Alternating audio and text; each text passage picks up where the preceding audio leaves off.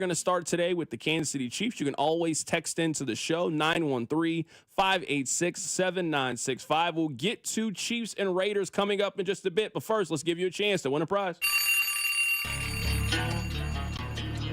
Pizza time on the drive, Carrington. Dial me up right now. Call number 6, 913-586-7965. Doing a pizza from our friends over at Pizza Tassio. Pizza Tassio is Kansas City's best New York-style pizza, and they have taken over the town. They lovingly use 100% whole milk mozzarella, all organic tomato sauce with locally grown fresh ingredients, all made by KC guys who both know and love pizza. They also have a killer selection of craft and local beers, plus unique wines. So whether you're hungry enough for a whole pie or only want a slice or two, be sure to visit them now, pizzatasio.com.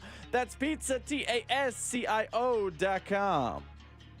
All right, I need you guys to do me a couple of favors. Number one, I need you listening to The Drive each day at 2 o'clock right here on 96.5 The Fan. Number two, I need you to tell one friend. I don't need you to tell two friends that if you want some of the best pizza in Kansas City and you're also excited about this weekend's Chiefs and Raiders matchup, the best place to get all of that information is right here with us on 96.5 The Fan. All right, this is where I would like to start. Now, I don't have to tell you guys that over the course of the offseason, the Raiders showed an immense level of disrespect to Patrick Mahomes. I want you to really think about this in the open. Do you know how much hate has to be in your heart for you to bring a Kermit the Frog, Patrick Mahomes with a wig doll to Raiders training camp? Patrick Mahomes is nowhere near Raiders training camp. You should be celebrating the start of the football season and celebrating your team. But no, some fan decided to bring a Kermit the Frog, Patrick Mahomes. He had a wig. He had the whole getup. Now, I still don't know the name of the player for the Las Vegas Raiders. I don't even know if that guy is on the team still. I imagine that he is, but he's not a player that I really need to concern myself about with the Las Vegas Raiders. So you guys have seen the video. He takes the mask, he's mocking his voice, and boy, that thing ran through Chiefs Twitter and Chiefs Kingdom like wildfire. Everybody was talking about it. Pat was talking about it. We'll address it when it's time to address it. George Karlaftis, he knew the exact date. This was in July. These are two hated, bitter, long-standing rivals. We know that the Chiefs sometimes have a tendency to play down to their opponents. I can give you some examples, but I'm sure you know those examples. Sometimes the Chiefs kind of sleepwalk and lollygag through games, and they don't go out there and give you an A effort because they know that they can play a C+ or a C- game and still figure out a way to win. But there are certain moments and certain instances that you will get the best version of the Kansas City Chiefs. I think you saw that last week against San Francisco in a Super Bowl preview. I think you saw that in week 1 against the Baltimore Ravens. You will see that in a couple of weeks against the Buffalo Bills. For those kinds of matchups, Chiefs get up for those. For those kind of statement games that you want to circle on the calendar, you get the best version of the Kansas City Chiefs. You know who put themselves on the list? The Las Vegas Raiders. Maybe this is a game that we would be considering a trap game. You got Monday Night Football next week in Kansas City, and Buffalo is right around the corner. This could possibly be a game that you would think that the Chiefs might look past the little old Las Vegas Raiders who have already started selling pieces and look like they could maybe fire their head coach. It's a lot going on around the Raiders, but when are there not a lot of things going on around the Las Vegas Raiders? This could have been a game in which the Raiders just could have snuck in. No. If I'm Andy Reid, I don't really have to do too much to motivate my team this week. I show them 2 videos. You don't even really got to go that far into the archives if you're Andy Reid. I go on YouTube and I make them watch the full highlights from Christmas and the picture at the end where it's Brittany Mahomes and it's Taylor Swift and they got on Santa Claus hats and they are consoling each other because they are watching a Chiefs loss. I let them watch that entire YouTube video. Then I turn the light on. Hey, what do you guys think about this? Let everybody speak. And hold on, we got one more thing that I want to play for you guys. And I turn the light off again. And then I show them that video. And I might let them watch that video 1 or 2 times. And then I just turn the light on and I walk out if I'm Andy Reid. If those things can't motivate you to go out there and play your best and put it on a team that is clearly hurting right now, there's nothing else that will motivate you to go out there. So I don't know if the Chiefs are going to win 31-3 or 41-10. I don't know if they have that level of haymaker ability the way the old Chiefs have. But I know what the Chiefs do have the ability to do. They have the ability to beat this team 27-10. And just, you guys are not going to have a good offensive day. You're a team that has a backup quarterback. You are a team that can't run the football. You are a team that doesn't have a whole lot of options. The Raiders don't really present a lot of things that you would think could really hurt Kansas City. And I also don't think Kansas City is going to look past them the way that Baltimore did early on in the season. So there are some games that you should expect to get the best version of the Kansas City Chiefs. I think that's on Sunday against the Las Vegas Raiders. So I think that's storyline number one. The last time that this team lost was Christmas, and you were getting ready for probably having your Halloween party this weekend, and the Chiefs still haven't lost. Every other team in the league has lost since then, except one, the one that you cheer for, the Kansas City Chiefs. The second thing that I think we are all looking for and wondering is, what is the role going to be for DeAndre Hopkins heading into this game? Now, I'll give you some numbers here coming up in a bit. It's a little bit of a mixed bag. I can give you some examples of where a wide receiver has joined in the middle of the season, and it's been great. I can give you a video of where teams got a wide receiver, and it didn't really work out that way, at least not in week one. So I think we are all wondering, how much is DeAndre Hopkins going to play this week? How much is he going to be able to contribute this week? But we do know he is going to play. Probably, yeah. You know, it was only a couple days of practice. How do you look to you? He did a good job. He's in the process of going through everything. So everything he does is the first time, but he's got the experience with relative plays. So. But he's picked it up. He's a smart guy, which really helps. So that was Andy Reid earlier today, where he expects DeAndre Hopkins to play this weekend. I fully expect DeAndre Hopkins to play this weekend. Amari Cooper last week for Buffalo in his first game, he had 4 catches for 66 yards and 1 touchdown. Devontae Adams has played 1 game for the New York Jets. He had 3 catches for 30 yards in that game. Odell Beckham a couple of years ago in his first game with the Los Angeles Rams, he had 2 catches for 18 yards. Now his second game, he had 5 catches for 81 yards. So again, it's been a little bit of a mixed bag. There's no reason to overreact if DeAndre Hopkins doesn't have one of those monster games, but you expect him to play. You expect him to get out there. You expect him to have a contribution towards this outcome. I do want to play for you guys what Patrick Mahomes had to say about this, because the 2 big storylines to me are, number one, how are the Chiefs going to respond to the video that we saw this offseason, and what is the role going to be for DeAndre Hopkins? Here is Patrick Mahomes from this summer in response to the Kermit video. Yeah, I mean, it's still early in the year. Kind of stuff like that happens. It'll get handled when it gets handled. Not really, honestly. Everybody kind of just lets me play. I mean, they know how I am, so they don't need to send me anything to keep me motivated. That was the quarterback of the Kansas City Chiefs, Patrick Mahomes. Here's Andy Reid. Patrick Mahomes got some fuel to the fire recently with the Raiders and a puppet and some other things out there. I know last year he was kind of searching for some things to fire him up, and he found them. Is it a smart idea to fire up Patrick Mahomes? Yeah, I'd probably say not. We don't spend a lot of time here with puppets. That was Andy Reid when he was asked about the puppet video. There's some people that I just wouldn't go out of my way to upset. I just wouldn't go out of my way. During COVID, we watched an entire documentary about an athlete that usually if you got on his bad side, it ended very, very badly for you. I think we know that Patrick Mahomes is somebody who has a long memory and someone who will probably score in this game and certainly make some reference of it. You remember the time against the Chicago Bears where he counted on his fingers to 10 to remind the Bears, you guys had the opportunity to draft me and you didn't. So those are the 2 biggest storylines I think will come out of this game, and 2 things to watch. I understand it's the NFL and it's any given Sunday, and this is a rivalry divisional game, so anything can happen. Just the Raiders, to me, are not the kind of team that gives Kansas City problems. They can't run the football. They're a one-dimensional team. And that one dimension is fine if you have the options, and there's just not a lot of options on this Raiders team.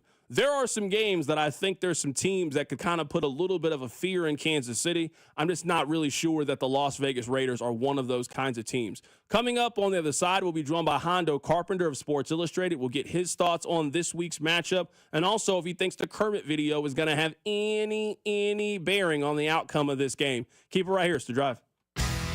The Drive with Carrington Harrison on your new home for Royals baseball. 96.5 The Fan. Brought to you by DM Injury Law. Have you or a loved one been in a car wreck? Contact DM Injury Law today and get the money you deserve. Car wreck? Remember, Mike's got this. This is a special report from the Missouri Lottery. Please do not attempt to put giant checks in the bank's pneumatic tubes. You will be provided with a bank-compatible check or just cash. The Missouri Lottery. Play responsibly. Calling all Chiefs fans. You could be on the field at the 50 inside GEHA Field for the official coin toss at a Chiefs home game this season. Visit Chiefs.com/GEHA now. You can enter to win a chance to be on the field for the March to the Three-Peat. Plus, you can score other exclusive prizes. Enter for a chance to win at Chiefs.com/GEHA. GEHA is the proud partner of the Kansas City Chiefs. Tune in this week to kick off with Boomer and Valenti to hear the Sims Spotlight featuring Super Bowl winning quarterback Phil Simms. Brought to you by Balance of Nature. Balance of Nature supplements, changing the world one life at a time. The IRS is ramping up collection, and if you owe back taxes or have years of unfiled tax returns, listen carefully. Before it's too late, check your eligibility for the Fresh Start program still offered by the IRS to reduce or even eliminate your tax problems. Call our special hotline number now and find out in minutes if you qualify for these life-changing debt reduction programs. Business or personal, if you're in a payment plan with no end in sight, have unfiled tax returns, under audit, have a wage or bank levy, or finally just want to know your options, call the experts at Republic Tax Relief and stop collections immediately. A+ rated by the Better Business Bureau with a 5-star rating from Yelp, this veteran-owned company has the fight you need to take on the IRS. Don't go at it alone. Call their hotline number now, 800-554-6899. That's 800-554-6899. Find out if you qualify today. Call 800-554-6899 or go to republictaxrelief.com. Touchdown, Renner! Almost Andy Reid here. You know, a few years ago, my wife surprised me with tickets to a Halloween ball. And guess what? That night I discovered a new passion. Now I've added to that passion, cheering on the greatest team with the greatest garage door company of all time. Renner offers top-notch repair services, new doors, and LiftMaster openers. It's the perfect 3-peat forward and back, RENNER with Renner. You'll stay on the championship track. Visit rennerdoor.com. This season, get premium tech that inspires joy from Dell Technologies. Bring projects to life with the XPS 16. It delivers supercharged processing for enhanced productivity and freedom to express yourself. Performance-class Dell PCs with Intel Core Ultra processors deliver a dedicated engine to help accelerate AI. Enjoy free shipping, Dell rewards, and expert support. When you get a Dell PC with AI, it gives back. Shop now at Dell.com/deals. This is the story of the one. As a facility technician installing a new welding station, he knows getting the ventilation right is critical for safety. That's why when questions arise, there's Grainger. Grainger offers detailed technical product information online at his fingertips, so it's easy to find what he needs. Because when it comes to safety, having answers means he and his people can breathe a little easier. Call, click Grainger.com, or just stop by. Grainger, for the ones who get it done. When it comes to car buying, you deserve options. So at Volkswagen Lease Summit, we have 3 incredible promotions to pick from. Choose no payments for 90 days, 0% APR for up to 60 months, or we'll double your down up to $3,000. Pick out your car, then pick your promo at VWLeaseSummit.com. It's Derek Johnson, and this season, Sheep Metal Workers Local Number 2 are awarding one lucky school a $15,000 facilities enrichment grant. Tell us in 100 words why your school deserves the grant at helpmymokenschool.com and make this the best school season ever. You're listening to 96.5 The Fan from the Mission Plumbing, Heating, and Cooling Studios. Chiefs fans, it's Trey Smith. Welcome to The Drive with C-Dot on your home for Chiefs football. 96.5 The Fan. Let's head to the phone lines right now to be joined by Hondo Carpenter. He covers the Raiders for Sports Illustrated. We'll get his thoughts on the early part of the season for the Las Vegas Raiders. Hondo, man, happy to have you join us again. Hey, buddy, good to be on. Thanks. Absolutely, Hondo. Let's just start here. The Raiders are 2-5. What has gone wrong so far this season for the Silver and Black? Well, the offense, if they were arrested for being an NFL quality offense, there wouldn't be enough evidence to convict them. It's been an absolutely terrible performance by the offense. They've struggled at quarterback. They've struggled at multiple areas. And it's just been, that's the Achilles heel. This is still the same defense that everybody knows. They've had one bad game, but other than that, the defense has been stout all year despite, losing major injuries. They're still doing what the Raiders do, but it all comes down to offense. They just literally have been atrocious, and they're their own worst enemy. I mean, terrible play calling, that something will work, so they literally go away from it. Tell me how that makes any sense. And then player execution, player penalties, and turnovers. It's just been, you can't point to it's just players. You can't point to it's coaching. It's all of it. It's been atrocious on this offense, and it's been a complete and utter disaster.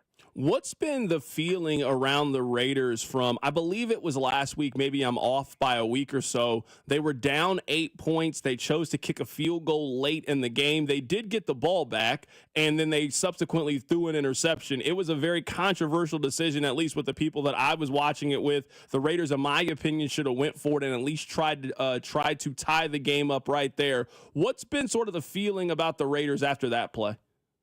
Well, I can tell you, first of all, I agree with you. I think they should have went for it, but it is but one thing I love about Antonio Pierce is there's no coach speak with him. And so they had a 4th and 2. They were going to go for it, and then so they decide at that point, all right, we're not going to go. We'll take the field goal. We know our defense will stop them, and we'll get the ball back with all of our timeouts and be able to, try again. So I understand why they did it. I agree with you. I would have went for it, but at least when you look at his reasoning, I mean, he didn't plan on the interception. His reasoning worked out and panned out. But yeah, I agree. No, I don't think there was any real issue with it. I think people had various opinions. Most agreed with you and I that they should have went for it, but it was not anything that decision left no lingering residue on the franchise at all. Right now, we're talking to Hondo Carpenter, who covers the Raiders for Sports Illustrated. When I look at the Raiders from the outside, we can talk about the quarterback play, but I think their biggest problem is this is a team that just simply can't run the football. And I know that running back has been devalued in a lot of ways, but all the teams that people think are good have the ability to run the football and maintain balance. This is a team that offensively just doesn't really seem to have a lot of balance. There are certainly other problems with the Raiders, but when I look at them from the outside, their biggest problem is this team can't run the football consistently. Well, I would respectfully tell you that I think that's a reasonable opinion from somebody that isn't here every day. I am, and I would go in a little bit different direction than you. Let's go back to last week. They ran the ball really well, so what did they do? They went away from it. Literally, you're going against the worst rushing defense in the NFL. You're having success, so hey, here's an idea. Let's go away from it. Made literally no sense whatsoever. And they've had other opportunities where when they use the pass to set up the run, they were able to run. The problem is they've made it very clear to everyone they're a running football team. They want to run the football. So every team they play is putting, 8 men in the box, 9 men in the box at times to stop the run. And there's very few teams in the NFL that are going to run against a 9-man front and have success. So rather than it goes back to what I talked about with play calling, rather than doing what it takes to be successful, it's, hey, let's just prove that we're going to do what we want. I'll give you a quick example. So they're in Baltimore, and they're having no success running the football. They just keep trying. Then they go to the air and start passing, and boom, all of a sudden they're able to force teams to not be able to stack the box, and then they were able to run. Last week, same situation. And so it's just unfathomable there's no rhyme or reason. In fact, I said to the offensive coordinator yesterday in his weekly press conference, I said, it's not your fault when a player doesn't execute. It's not your fault when a player has a turnover, and it's not your fault when a player gets a penalty. But you are the offensive coordinator, and the only consistency with your offense is inconsistency. That's your fault. How do you fix it? And, they give you an answer. Luke Getsy's a very good man. This is not a personal attack on his character, but he's been terrible both in Chicago and here now as an offensive coordinator. And the problem is this is not a team that doesn't have talent. This is a team that, especially, again, it goes back to offense, is not able to put points on the board. And when they're doing something that works, their worst enemy is themselves. I'm not a fan, but it's even frustrating to have to watch. I feel for the fans. Right now, looking at the quarterback situation, you guys have Gardner Minshew, who's going to get the start. Aiden O'Connell, he broke his thumb. He's going to miss some time. You guys bring in Desmond Ridder. It doesn't seem like it's really mattered who the quarterback is. Their offense has struggled either way. Yeah, it literally has been no difference. It's different quarterback, same result. Now, in fairness to Ridder, they haven't seen what he can do, but, I don't think anyone in the National Football League, any fan, any executive would think going and grabbing a guy off the Arizona Cardinals practice squad is going to be the savior of a season, but who knows what he'll do? We don't know, but it won't be this week, I don't think, unless something happens to Gardner. But it's just been, it's like Gardner said to me last week. He goes, it's not fair to my teammates. I got 4 turnovers. But when you look at my career, this hasn't been what I've done in his career. And he's absolutely right. It isn't what he's done in his career. It's just literally been an offense that no matter who's out there, it's looked terrible. Right now, we're talking to Hondo Carpenter for a couple more minutes. He covers the Las Vegas Raiders in preparation for their game against the Kansas City Chiefs. I liked Brock Bowers a lot coming out of Georgia. He is having the kind of season and impact that I thought that he could. Outside of him, do you guys have anybody else in that passing game that Kansas City should be worried about? Yeah, I think Jacoby Myers is a guy he's an absolute star wide receiver. I've said this the entire offseason, even when Devontae was here, that he's the best offensive player on this team. He's very good. DJ Turner, when the quarterback gets him the football, is an incredible weapon at wide receiver. That's a guy. Trey Tucker, if the quarterback can get him the football, he's a guy that's going to stretch the field. He's the Raiders' Tyreek Hill, and I'm not saying he's as good as Tyreek, but he's that type of player. And when they get him the football, he's a game changer. So, yeah, they're there. Alexander Madison, when they've actually given him the ball and game planned where, I expect the Chiefs to do what everyone else does, load the box and just take away the run. And if the Raiders use the pass to set up the run so the Chiefs have to get out of the box, that's another guy, Trey Tucker, that can absolutely be a weapon. This is the thing that makes no sense. If this was a team that was void of talent, I would understand where they're at. And they're not. So, yeah, there's plenty of weapons. And, years ago, Bobby Bowden, the legendary Florida State coach, he and I were having lunch together, and we were talking about football teams and blame. And I asked him, I said, help me, Bobby, as a media member. I want to be fair when I'm critical. I don't want to just have a hot take because that's the cool thing. And he gave me a word of wisdom I've never forgotten. He says, if you've got 1 or 2 players making mistakes, that's on the player because everybody else is getting it. He said, but when you have multiple players making mistakes and it goes on more than just a series, maybe it's a couple of games or more, he goes, that's clearly on coaching. He goes, that's a coaching issue, and that's when I know I've got to look at my staff. The Raiders' issues right now, you can point to a penalty here, a mistake here, a problem here, and every one of them would be correct.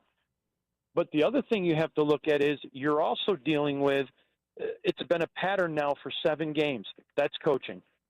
Right now, we're talking to Hondo Carpenter here for a couple of more minutes. 2-part question here. You mentioned coaching. Is there a chance that Antonio Pierce is one and done as the head coach for the Las Vegas Raiders? And I imagine that you guys are having a lot of quarterback conversations for next year. If you polled 100 Raiders fans, who do they want to be the quarterback next year out of this upcoming quarterback crop? I don't know that anybody is so sure of who they want right now, but they want a rookie. period. They just want a rookie. The problem is Patrick Mahomes doesn't grow on a tree, and he needs to hurry up and have some more kids and let them grow up, and so we can draft a Mahomes. But in being serious, they want a rookie. They want a do-over, and they want to start over, and that makes sense. As far as a one-and-done situation, now that Tom Brady's here, I don't know that it would have depended on how the season went. I think that's a definite possibility.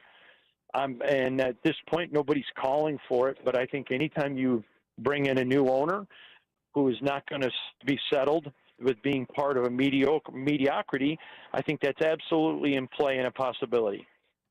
A lot of conversation here locally has been about the puppet video from the offseason. Certainly understandable from the Kansas City perspective, of Raiders players mocking the quarterback of the Kansas City Chiefs. I know that's been the talk here. Has it been the talk there? Are Raiders fans or Raiders players, have they talked about that video this week?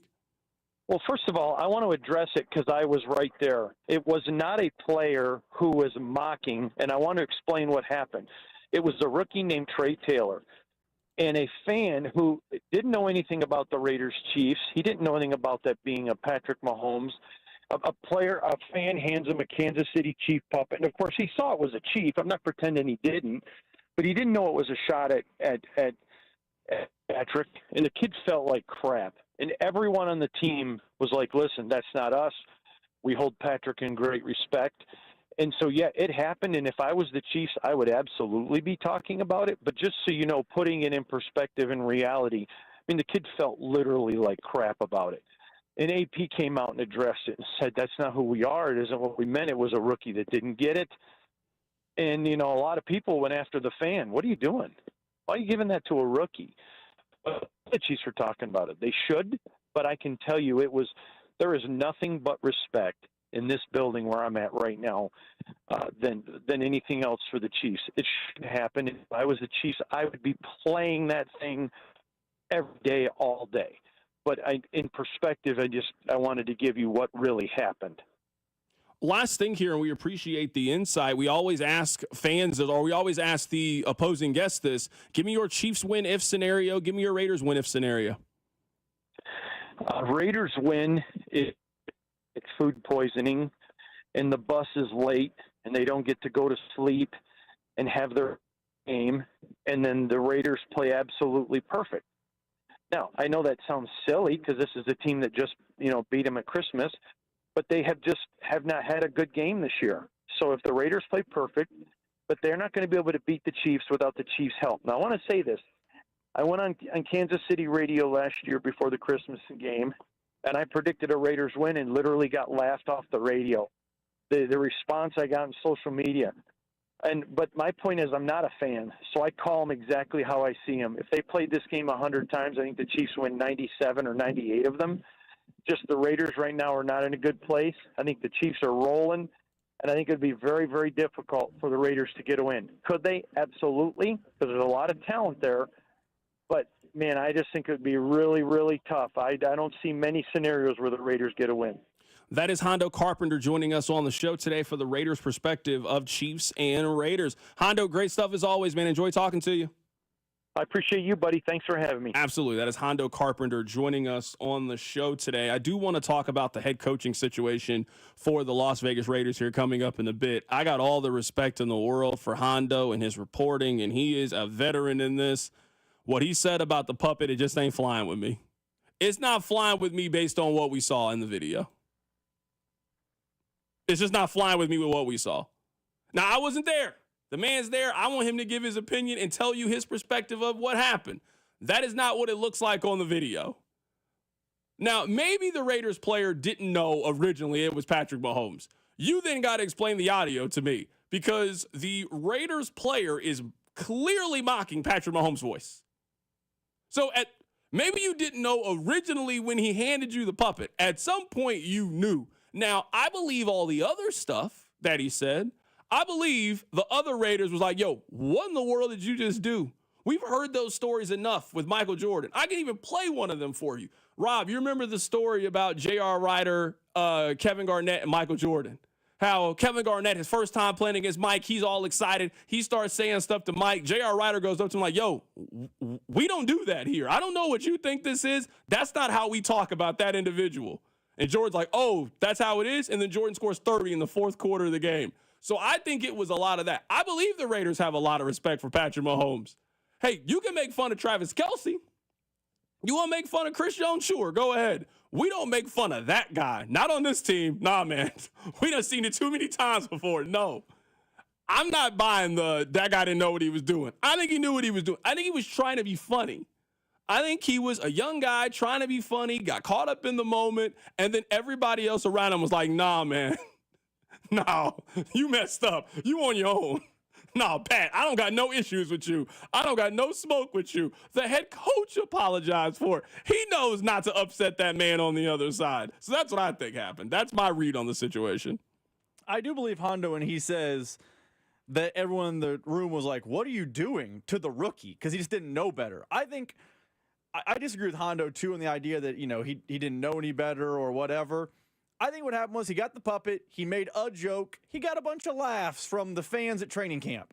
And you know what people do when they get a bunch of laughs? They try to do more. Keep going. Yeah, keep going. Hey, people are loving me right now. Yeah, he went sure. from 6th round rookie who had 2 people talking to him at camp to suddenly everyone's on him with video, laughing, having a good time. I think he then got in the locker room and the Max Crosby types who have been there and done this. Said, somebody came up to him and was like, yo, what was you doing? Stop. Yeah, Why somebody did you came up do to that? him. Because it would be I get why he feels bad, too, to Hondo's reporting. I get why he then got told in the locker room what and then hung his head like, I messed up. But I think that's true, too. Yeah, because in most scenarios in a team, I'm a ride with you. Rob, whatever you do, I ride for you. We rep the same smart tech. I might not agree with you, but I'm a ride with you because you my mans. If I openly and publicly go against you, that lets you know you really did something I can't co-sign. Whenever the head coach instantly comes out and, hey, we told this player, we apologized to Patrick Mahomes. Yeah, no, I'm not, and I love Hondo. I think Hondo is great. He will come on the next time these two teams play each other. That reasoning right there, I'm not buying. I'm not rolling with. I can't co-sign that. That's just not what the video looked like to me from watching it. I do want to talk about the Raiders coaching situation here. Now, maybe this analogy is a little bit off base. And you guys can tell me if you think so. 913-586-7965. You know who Antonio Pierce is? Antonio Pierce is Romeo Crennel. You guys remember Romeo Crennel took over for Todd Haley. Antonio Pierce took over for Josh McDaniels. It's on the fence on whether or not he's going to get the job or not. If you remember, Romeo Crennel got that job because the Chiefs beat who?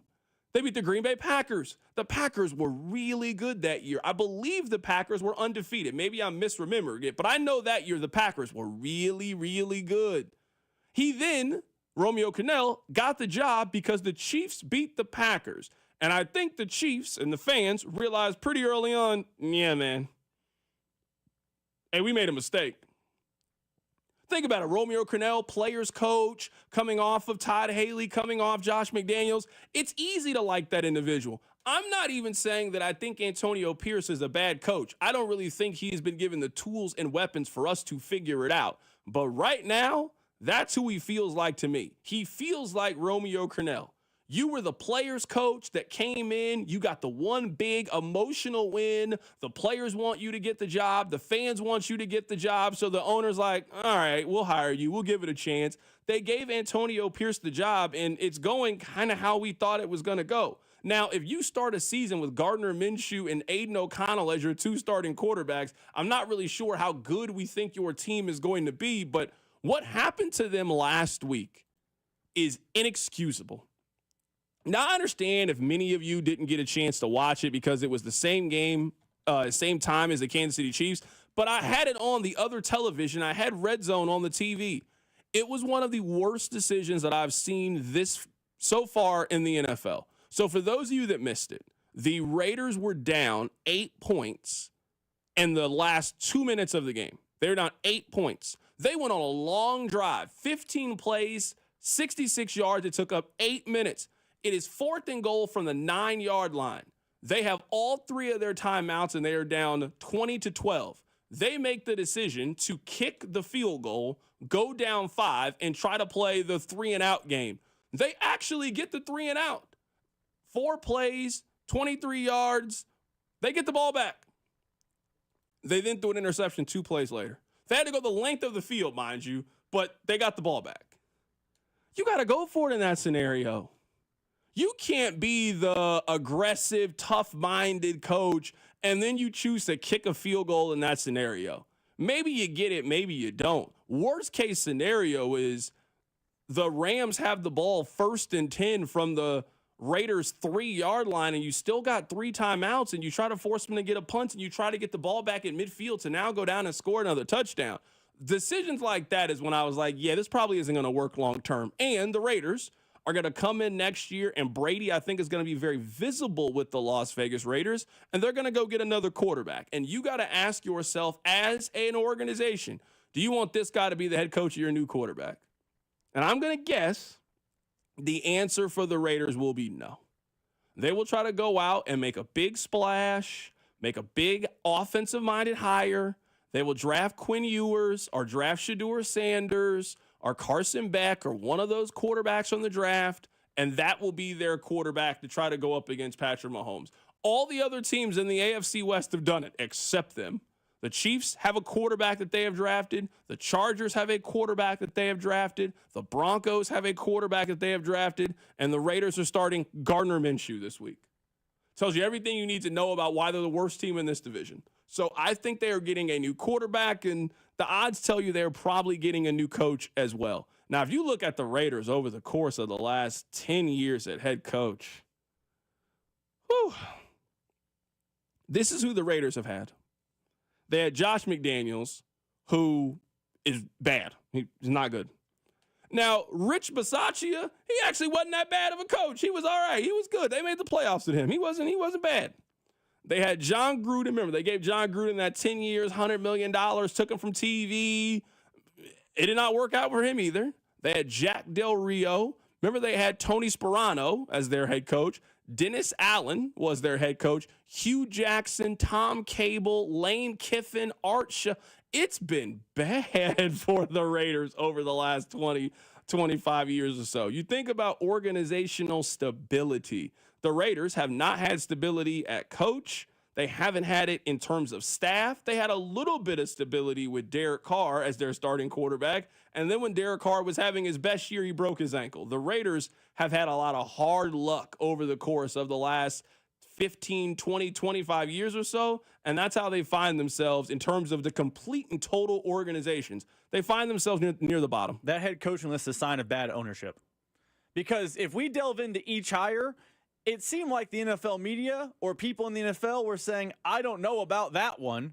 Like, we had our doubts on this show about Antonio Pierce. No one thought Josh McDaniels would work. It didn't work in Denver. He's a Belichick disciple, end of discussion. No one that I know thought the Dennis Allen or Lane Kiffin stuff would work. They're both too young. Jack Del Rio, I guess, worked to an extent, but retreads on their second and third job have a shelf life sometimes. It didn't feel like that was, made for the long-term type of answer. Hugh Jackson was never an answer. That Art Shell would have been an old man at that point. That wasn't going to work. John Gruden, the name was sexy. Getting him out of the booth was sexy, but the contract they gave him, no one seemed to understand that. That list of bad coaches is a reflection on bad ownership. Coming up on the other side, we'll talk about Jason Kelce, who is getting a brand new opportunity over at ESPN. We'll also give you a parlay for this weekend. We'll give you one college. We'll give you one NFL. We've hit on a parlay in each of the last 3 weeks. We're trying to make you a little bit of money here on The Drive. Keep it right here on 96.5 The Fan. The Drive with Carrington Harrison on your new home for K-State Athletics. 96.5 The Fan. Brought to you by DM Injury Law. Have you or a loved one been in a car wreck? Contact DM Injury Law today and get the money you deserve. Car wreck? Remember, Mike's got this. Order for Jennifer C. Is this my double shot, double cream, double froth, double pump, double hot, double whip, double sleeve? Yeah. Can you handle that much caffeine? Hey, did you know Discover automatically doubles all the cash back you've earned at the end of your first year? Well, I do now. Seriously, did you know Discover automatically doubles all the cash back you've earned at the end of your first year? Yeah, you just said that. Did you say I just said that?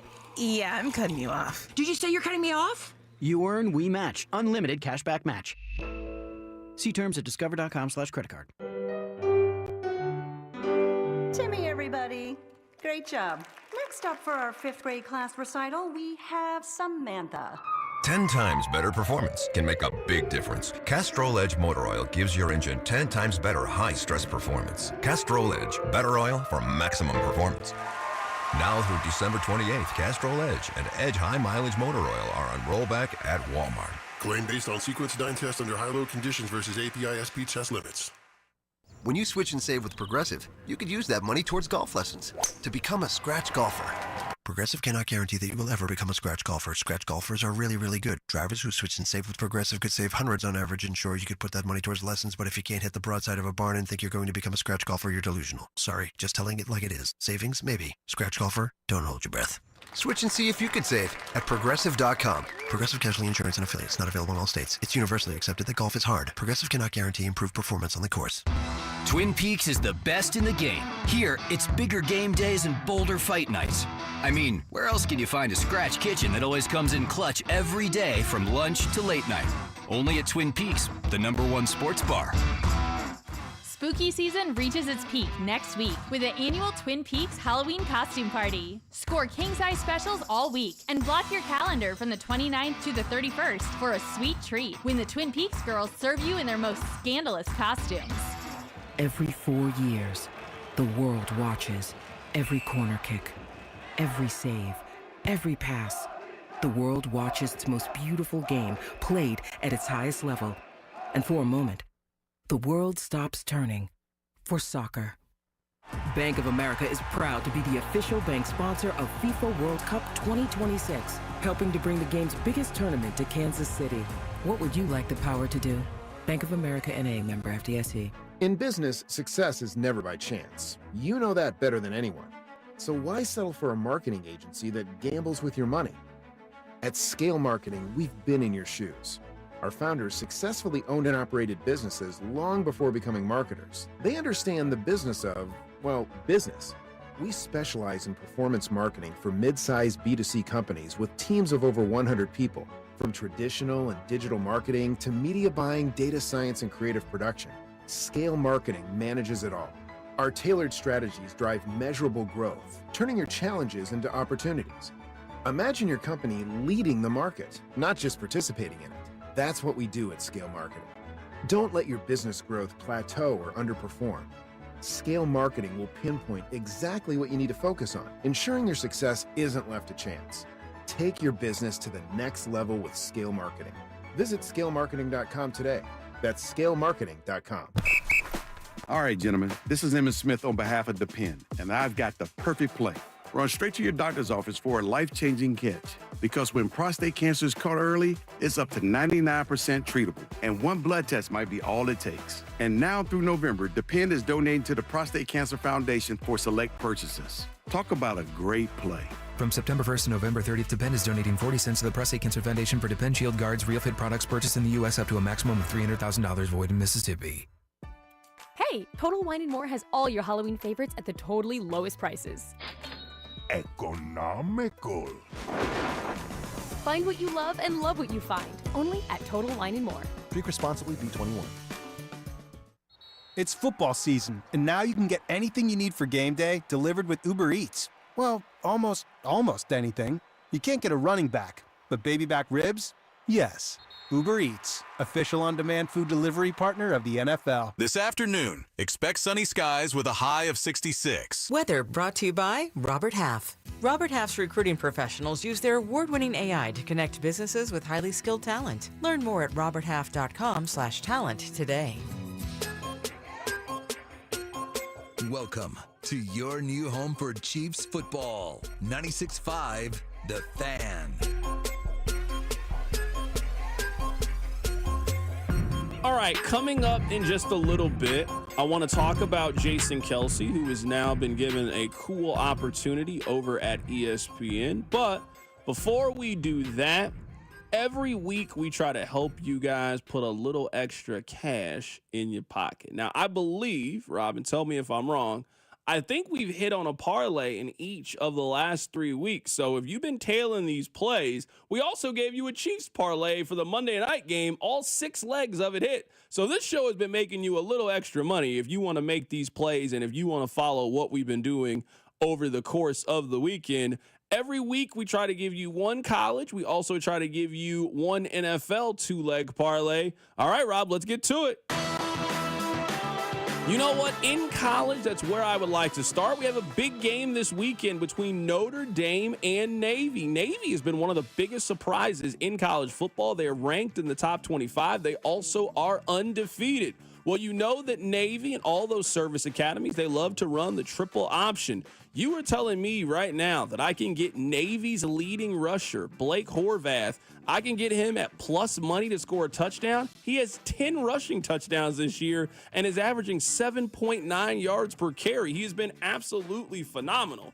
Yes, I will take plus money. If you want to get even crazier with it, you can take Alec Teska. He is their fullback. He has 7 rushing touchdowns on the year. He also is plus money to score a touchdown. They have the over-under at 50.5, and they're telling me that everybody you think could score a touchdown for Navy is plus money at this point. You got to roll the dice on one of those two individuals. If you want to get crazy with it, maybe do a two-leg parlay for both of those individuals with Horvath and Teska. But I'm just going to take Blake Horvath. I'm going to take even money plus 100. That's my favorite college play this weekend. I'm going to take the over in the Sunflower Showdown. The number is at 54.5. And Carrington, if there's one thing I know about K-State, having watched them thump my school for 15 consecutive games, you know what I've learned? They love to pour it on when they can pour it on. They are going to put up numbers this weekend. KU against lesser opponents gave up 30 to Arizona State, gave up 35 to TCU. They're giving up 30 to bad schools. They're definitely giving up 30 or 40 in this game. And even though KU probably won't win, they can score a little bit on their own. Devin Neal's a great player. Jalen Daniels looking better. So like the over of 54.5 total points in the Sunflower Showdown, you play that with a Horvath touchdown plus 281. You know what, man? This reminds me of old time, the nostalgia. Missouri's got a chance to do something. K-State's got a chance to make a BCS/playoff game. And KU is bringing up the caboose in the Big 12. Some things never change. It was like that when you were in college. You say 15 years, nothing has changed in 15 years. K-State is still K-State, and KU, well, they're still KU. All right, let's get to the NFL here. This is my favorite NFL play for the weekend. I'm going to buy the hook here. Falcons minus 2.5 against the Tampa Bay Buccaneers.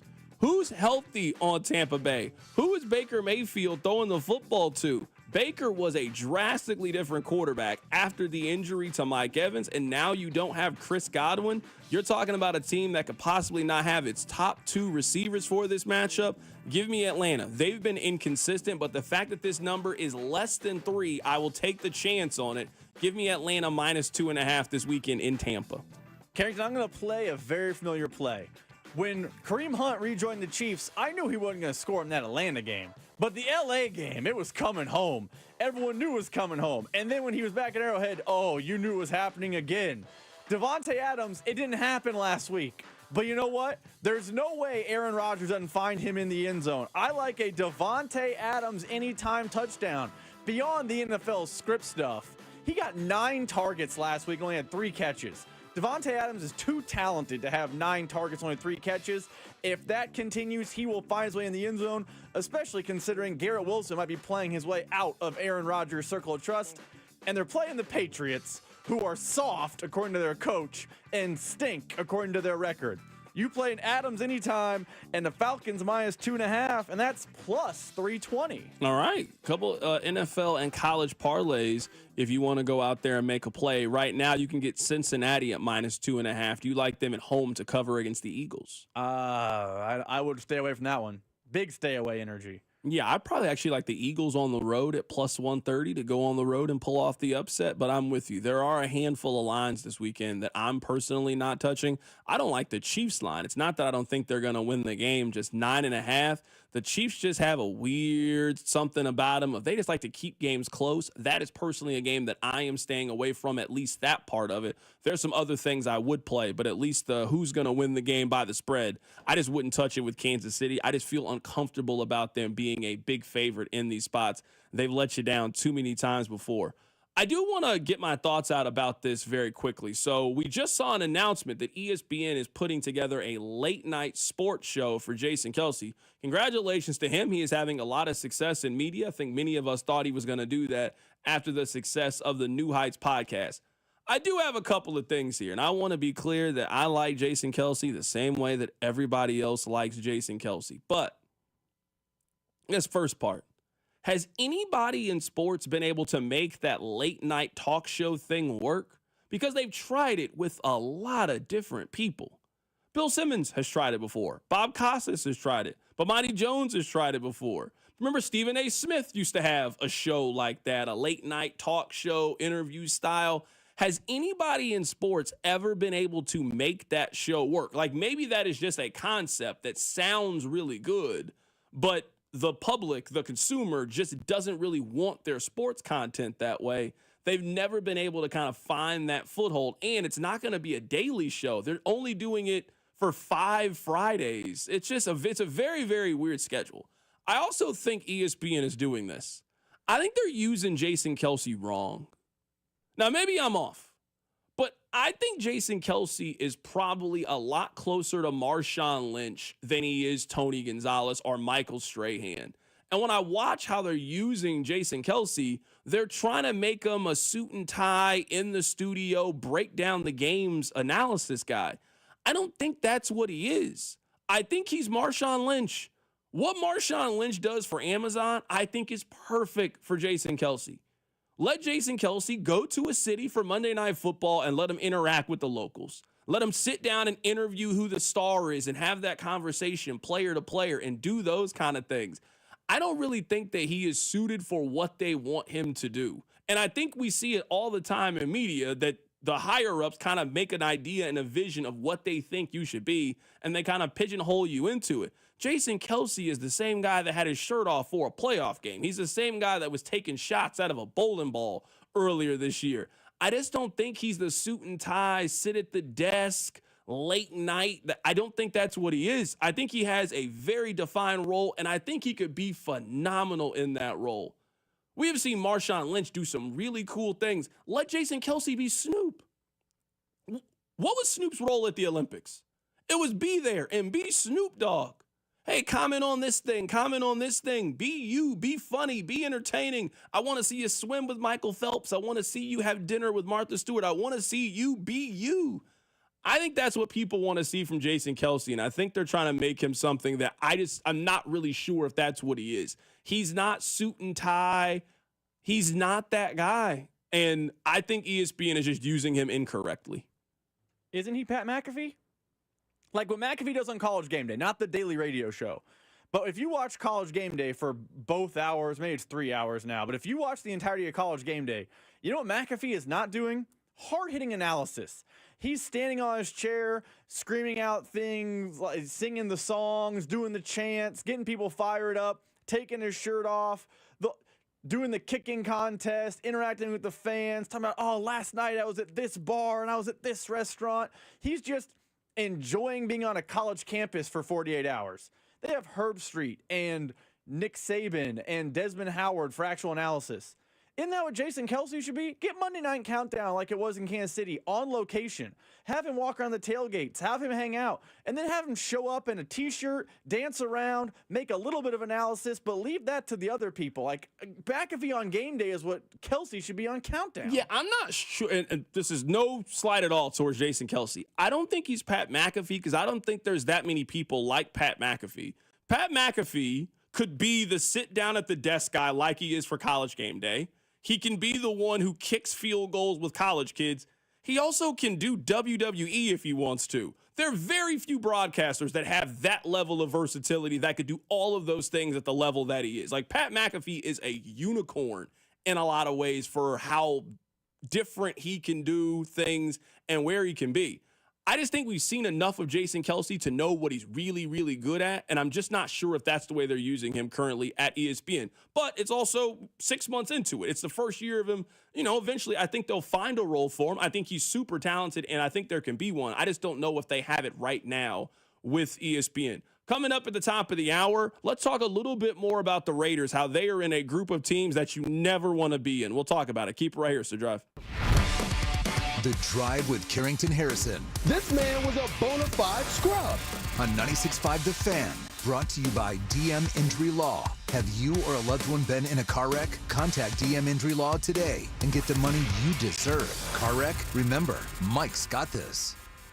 We're talking with Dr. David Bach, board-certified urologist at Kansas City Urology Care. What's the most important thing men should know about prostate cancer? I would strongly recommend PSA testing. It's a simple blood test. It's inexpensive, and basically every male over 50 should be having this PSA once a year. Prostate cancer is the second leading cancer killer of men. And why should they go to KCUC? We not only treat more prostate cancer than anyone else in this part of the country, we also start with cutting-edge diagnostics to offer the most precise diagnoses of prostate cancer using ultrasounds and MRI. We can offer surgical, medical, and radiation types of treatments. And even for men who require additional therapies, we're able to offer all that at a single site.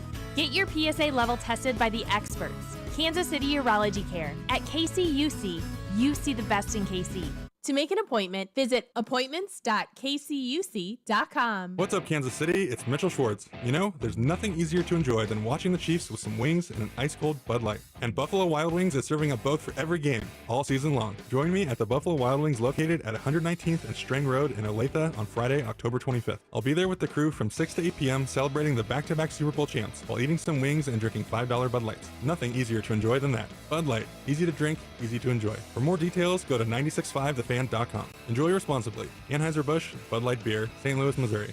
This is one of my favorite times of the sports calendar where we have so many great sports all going at the same time. This NBA season, you can make every pass, every play, every point mean more with FanDuel, America's #1 sportsbook app. Check out newer bets like number of dunks, assists, or three-pointers in the next 3 minutes. It doesn't matter if you tap into FanDuel before the game or after the game is already tipped off. You can always place a wager on the NBA. What I like to do is points, rebounds, and assists. Let's say you think LeBron is going to have a good day. Bet big for a big payoff. All you need to do is visit FanDuel.com/CDOT. Use my promo code for your chance to score $300 in bonus bets. FanDuel, an official sportsbook partner of the NBA, and also 96.5 The Fan. 21 and present in Kansas. First online real money wager only. $5 first deposit required. Bonus issue is non-withdrawable bonus bets, which expires 7 days after restrictions apply. See terms at sportsbook.fanduel.com. FanDuel is offering online sports wagering in Kansas under agreement with Kansas Star Casino, LLC. Gambling problem? Can help us your best bet. Call 1-800-522-4700. Visit ksgamblinghelp.com.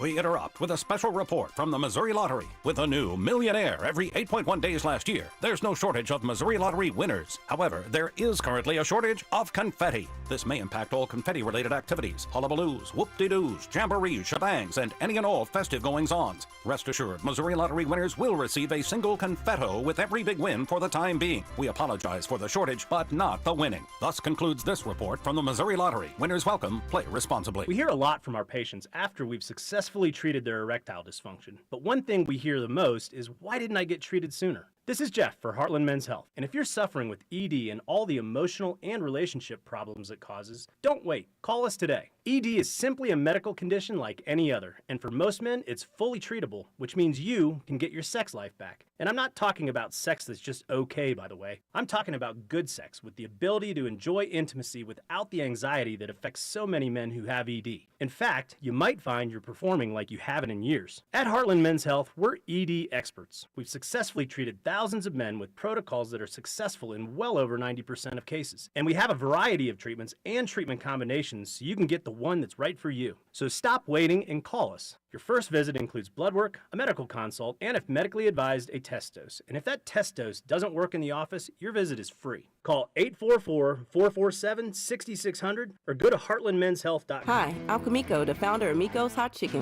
When we started our family restaurant, we were also raising a family. But let me tell you, it wasn't easy. Our Chase Ink card was there to reward us on all of our business needs. Now we have a thriving location, and we're hungry for more. With the Chase Ink Business Unlimited card, you can earn unlimited 1.5% cash back on every purchase, so your business can go from here to possible. Chase for Business. Make more with yours. Real business owners compensated for their participation. Cards issued by JPMorgan Chase Bank and a member FDIC, subject to credit approval. Terms apply. Wendy's breakfast burrito has an entire breakfast in every bite. Fresh cracked eggs, seasoned potatoes, American cheese, cheese sauce, and sausage or bacon. So the first bite is like fresh American cheese sauce. Bacon. And the second bite is like fresh American cheese sauce. Bacon. You get the idea. And now, get yours with $1 any size soft drink. Gotta be Wendy's. Limited time only. Price and participation may vary. Not valid in a combo. Exclusions apply. You've been waiting, and now is the time. Golden Oak Lending has fixed mortgage rates at 4.875%. But don't wait. This rate won't last forever. Call today and take advantage of our low 4.875 fixed rate. Call 913-890-GOLD. That's 913-890-GOLD. Golden Oak Lending, cured my blues. 5.784 APR, FHA, 15-year, 20% equity qualified credit. Additional terms apply. NMLS 114937. You're listening to the all-new 96.5 The Fan, your new home for Chiefs football. KFNZ, FM and AM, HD1 and HD2 Kansas City, an Odyssey sports station.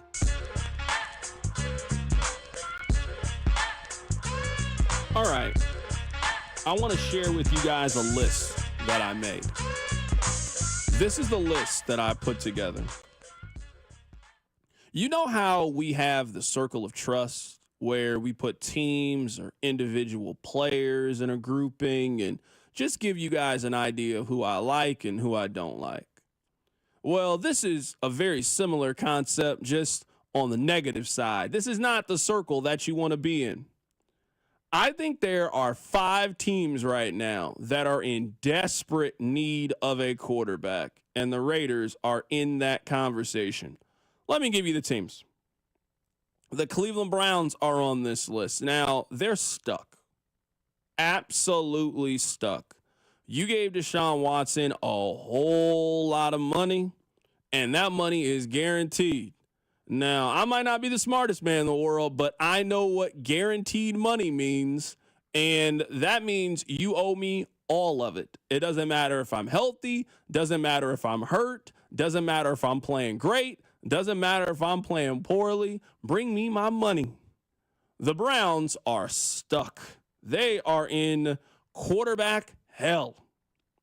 The Las Vegas Raiders are also in that conversation. Now, they have a lifeline. We all believe the Raiders are going to draft a quarterback this offseason. You know what they're not going to do next year? They're not going to have Tom Brady help run things, and you're going to have Aiden O'Connell and Gardner Minshew at the helm. I think the Raiders sort of soft-tanked without acknowledging it. You couldn't have thought in a division that has Patrick Mahomes, in a division that has Justin Herbert, in a conference that has Josh Allen, in a conference that has Joe Burrow and Lamar Jackson and all of these great quarterbacks, you couldn't have thought that you were making the postseason with that. So the Raiders, they didn't come out and outright announce it. It's not like the NBA where teams tank and they kind of let you know, yeah, we're not trying to win. We want the number 1 overall pick. We want as many ping pong balls as possible. The Raiders, they certainly did everything they could to lock up a top 5 pick, and they are en route to earning themselves the top 5 pick to try and get themselves out of quarterback purgatory. The Tennessee Titans, their quarterback situation's bad too. Now, sometimes I don't know if NFL scouts and general managers, I don't know if they actually watch college football or not, which is crazy to me because part of your job is to watch and follow college football. I could have told them that Will Levis wasn't going to work. Rob, you watch a lot of college football like me. Are you surprised that Will Levis is not a good NFL starting quarterback? That is not a surprise to anybody who watched Kentucky his final 2 years. He is playing almost exactly how I thought he was going to play. Sometimes it's easy. Sure, there are diamonds in the roughs. There are guys that pop up out of nowhere and are far better than you think. He's not that individual. No, we knew. He played in the SEC. Will Levis is exactly what I thought he was going to be. So Tennessee is in that conversation. The Giants, they've been in this spot for 5 years. They tried to do everything they could to try to convince us that Daniel Jones wasn't Daniel Jones. I've seen him last week, and I'm not even joking. If you were watching Red Zone, you know exactly what I'm talking about. Every time they cut to the Eagles and Giants game, Daniel Jones was on the ground. Every single time. He was like Vince Vaughn in Wedding Crashers. Every time they cut to it, he was getting sacked or tackled for a loss. I don't ever want to watch Daniel Jones play quarterback again. I'm serious. I really don't. I never want to watch him play quarterback again. Not for the Giants, not for the St. Louis Battlehawks, not for no team. I never want to watch him play quarterback again. The Giants are in that conversation. This offseason told me everything I need to know about the Giants. They did the little offseason hard knocks, and their general manager said, we didn't pay Daniel Jones $40 million to hand it off to a $12 million running back and Saquon Barkley. Okay, I mean, get rid of your best offensive player if you want to. He seems to still be really, really good and really, really productive. And the last team, Rob, in quarterback purgatory is the Carolina Panthers. It's those five. They gave up a lot of assets to go get Bryce Young. It's one of the biggest trades in the history of the league. They were sure that Bryce Young was going to be that guy. He is not. They could have got C.J. Stroud. Rob, you and I said this when it happened. Why were you going to go up in the draft to trade for the 5'11 guy, not the 6'4 guy? It didn't make a whole lot of sense to me at the time. It doesn't make sense now. It is one of the worst trades and one of the worst draft picks in the history of the NFL. Those are the five teams right now that I think are in absolute quarterback purgatory. I think it's the Browns, Raiders, Titans, Giants, and the Carolina Panthers. There's some other teams with some bad quarterback situations, but you either paid them, and we got to give it a little bit more time to see on whether or not the organization needs to make a decision. But these five teams this offseason, if they are not in the business of drafting a quarterback, they are setting themselves up for another lost year. And all five of these teams are currently in the middle of having a lost season. I'm surprised there was one team I didn't hear. And maybe it's because this team is winning that they didn't end up in this. And maybe it's semantics. They ended up in that it's a bad situation, but not purgatory situation. What about the Steelers? Now, Russell Wilson has looked better. I don't know if you've heard on Sunday Night Football, but he throws the moon ball. Chris Collinsworth only mentioned the moon ball about 700 times on the broadcast, but that's neither here nor there. But we know Russell Wilson ain't that guy anymore, and Justin Fields just looked good enough to get by. They're going to win enough football games this year where they can't really get a Shador or a Carson Beck or a Quinn Ewers or a Garrett Nussmeier. Pick your guy. They're going to be in that 22 range. Are we sure that the Steelers want that kind of quarterback? That's fair. I don't know if the Steelers want that kind of quarterback. I don't know if the Steelers' goal is to try to win a Super Bowl. I know that sounds crazy. Have the Steelers operated over the course of the last 10 years like a team that their number one goal is to try to win the Super Bowl? Or have they operated like an organization that their number one goal is to be exactly what they are now? They're going to win 10, 11 games. They're going to exceed expectations, and then they're going to lose in the first round of the playoffs to whomever they play. I don't know who they're going to play, but I'm guessing that team will have noticeably more firepower than they are, and they are going to beat them. Ever since Ben Roethlisberger decided to be a podcaster, they have been in this quarterback flux for quite some time. We all knew that they overdrafted Kenny Pickett. If Kenny Pickett was born in Fort Lauderdale, they wouldn't have taken him with the 18th overall pick. But he grew up in Pittsburgh. He went to Pitt. I mean, you got to take him with the 18th overall pick. And you know who Kenny Pickett was in college or in the NFL? The same quarterback he was in college. Again, some guys exceed what they were in college. You kind of know most of the time. Lamar was really, really good in college. He's still really, really good now. Joe Burrow was fantastic. You got a sense with Patrick Mahomes. Hey, he's got a chance to be really, really good. He's really, really good. I never, ever got a sense like, man, Kenny Pickett could really be something. Will Levis could really be something. Did you ever get that feeling? Not once. But you're right. The Steelers have never operated like they wanted to win the Super Bowl. They always operate like, let's make the playoffs, which is weird because they're one of the, if not the most storied franchise in the history of the NFL. And ever since their last Super Bowl, it seems like all they want to do is just, let's get in. Like, I bet if we walked in the plaza right now and said, hey, do you remember who the last team in the AFC playoffs was last year? I bet most people would forget. It was the Steelers. They played a road game on Monday afternoon because of a blizzard against the Bills. They got thumped. But that is the Steelers' lot in life. Let's just be good enough to, you know what they are? They're the 90s Chiefs. They're never embarrassing, but they're never really a threat to win the Super Bowl. Someone just texted in, C-Dot, I think Miami should be in that conversation. I think Miami is in a different crop. You might disagree, but there are like 20 teams in the league that think they have their quarterback. Again, you could disagree with them, but Miami thinks they have their quarterback. Jacksonville thinks they have their quarterback. The Chargers think they have their quarterback. Arizona, Atlanta. A majority of the teams right now in the league have either paid their quarterback or drafted a new quarterback over the course of the last 3 years that they think they have the answer to the position. There's a small handful of teams that you did what Carolina did. Carolina thought they had the answer. We knew kind of early on, and we all were trying to talk, oh, you know what, man, that year one, no, Bryce Young it's bad. They made the right decision in benching him for Andy Dalton. They made the right decision. And maybe Bryce Young will be better somewhere else. We're seeing sort of a revival of some of those quarterbacks. Sam Darnold's off to a great start this year. Baker Mayfield was having a really good season. Like, just because you didn't work in stop one doesn't mean that Bryce Young couldn't work in stop two. But in Carolina, it's over. He will not be on their roster next year. These are the 5 teams to me: Cleveland, Las Vegas, Tennessee, the Giants, and Carolina. They're the teams that it is just time for you to start over and redraft the position and have a hard reset. Sometimes you got to give your apartment a deep clean. You got to give your place a good scrub down and just start over. That is what these organizations need to do. Coming up on the other side, we're going to take a quick trip around the AFC. Let's stop at the other 3 division leaders in the AFC. Just check in, see how they're doing, see how they're performing. Also get their opinion on the Chiefs trade for DeAndre Hopkins. That's all coming up. Keep it right here. So Drive. The Drive with Carrington Harrison on your home for Kansas City sports. 96.5 The Fan. Brought to you by DM Injury Law. Have you or a loved one been in a car wreck? Contact DM Injury Law today and get the money you deserve. Car wreck? Remember, Mike's got this.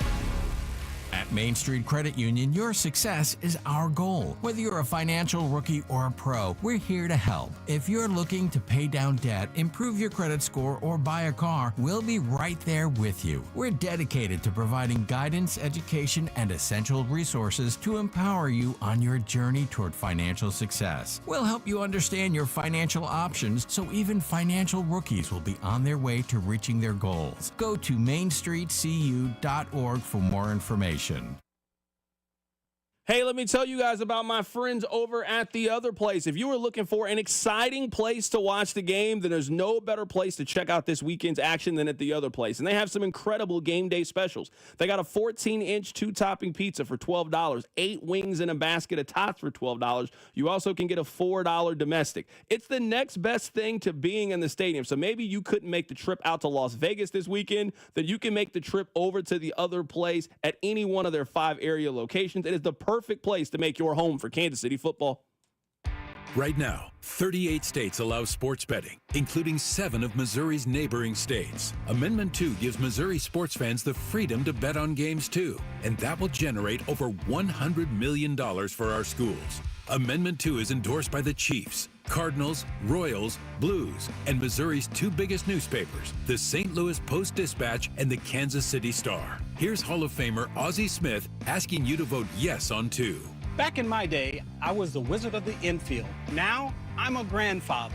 That's why I'm voting yes on Amendment 2. It means over $100 million for Missouri schools and teachers, and no more broken promises. There's a constitutional guarantee that the money goes to our schools, and legalizing sports betting is great for us fans too. That's why the Royals, Chiefs, Blues, and Cardinals all join me in saying yes on Amendment 2. Paid for by Winning for Missouri Education, Mike Pridmore, Treasurer. Hey, it's Rex here with RexBuysKC.com, your local KC home buyer.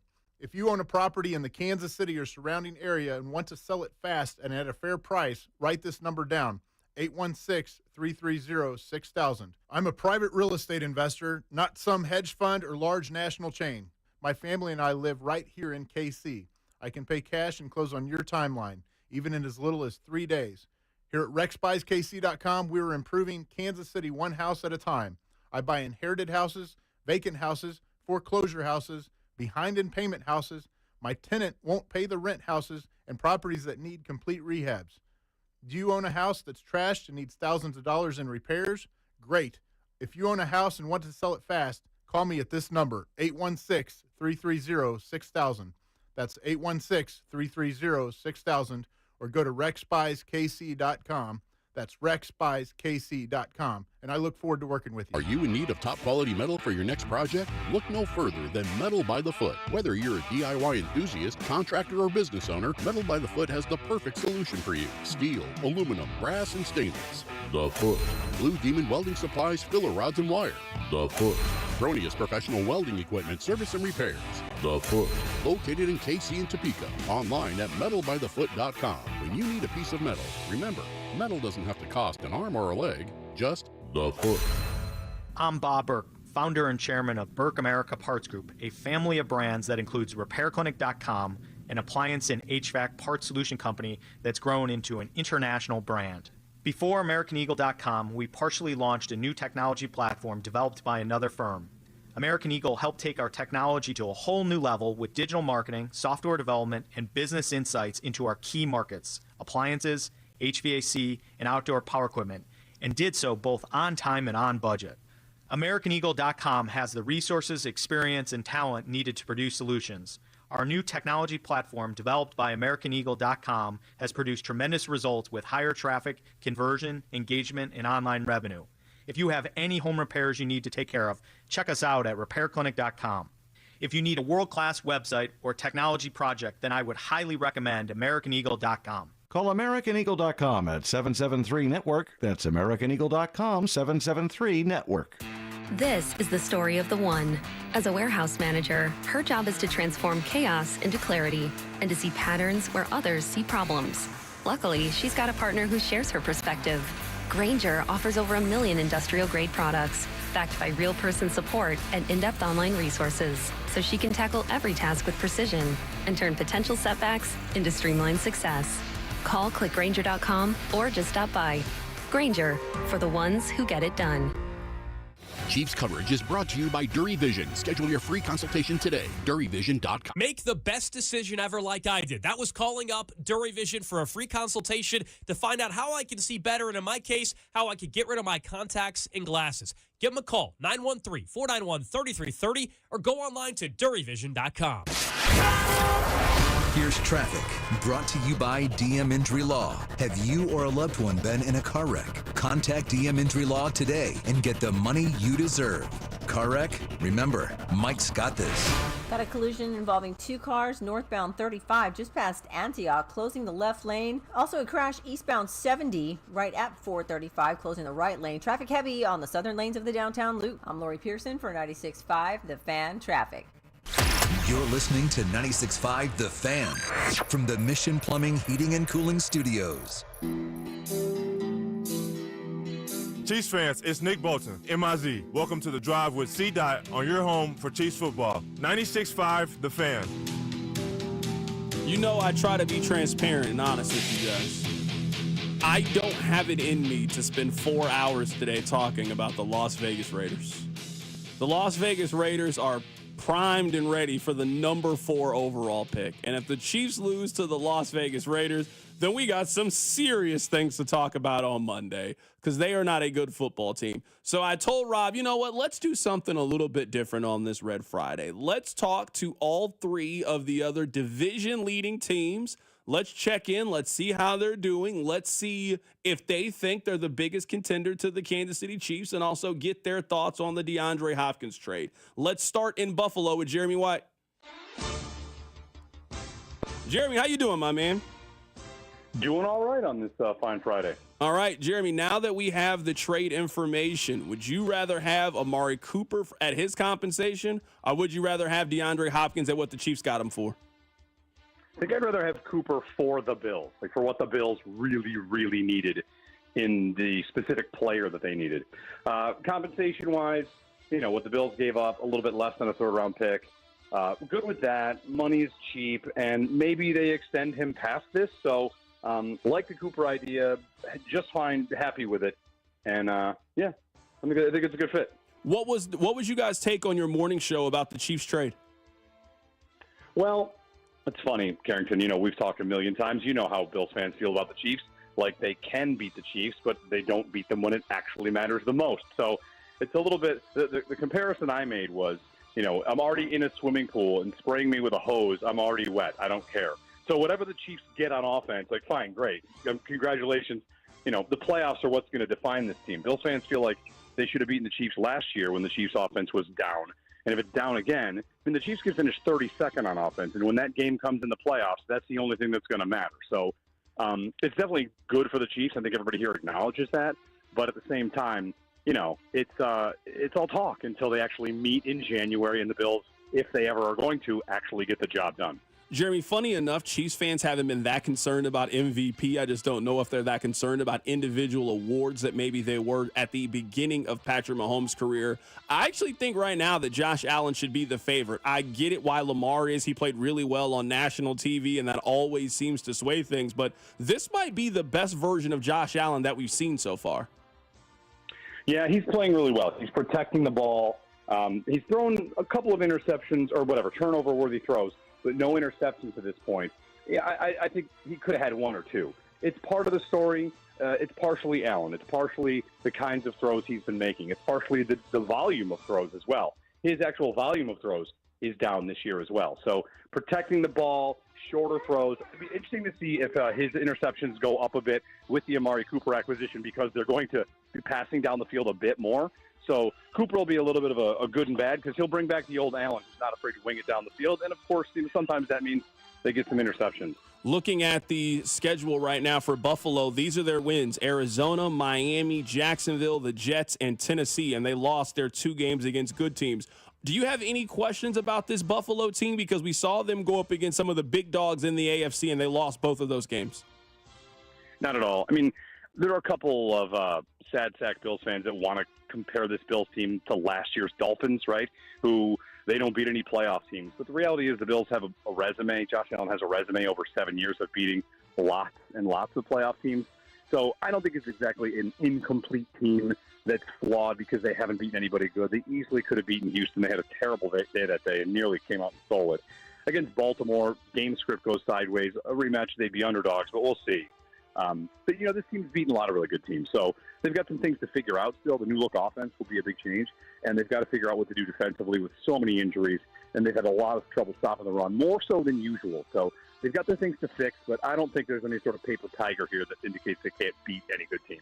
Last question here. The Bills right now are 5-2. They play the Chiefs coming up in 3 weeks. They play Seattle, Miami, and Indianapolis. What do you think the Bills' record is heading into that Week 11 matchup against Kansas City? 5-2 now. They'll be 8-2. They'll beat Seattle. They'll beat Miami. They always beat Miami. And Indianapolis, if it's Anthony Richardson or Joe Flacco, it's just not going to matter. They'll be 8-2. I mean, if Kansas City's undefeated heading into that game and Buffalo is 8-2, that's going to be the biggest regular season game that you guys have had in Buffalo in a long time. Probably a couple of those Patriots years. Yeah, and the 49ers is Sunday night the week after. So we got 2 in a row there's a bye week in between. We got a couple big ones coming up. That is Jeremy White of WGR joining us on the show today, taking a look at the AFC East leading Buffalo Bills. Appreciate you, Jeremy.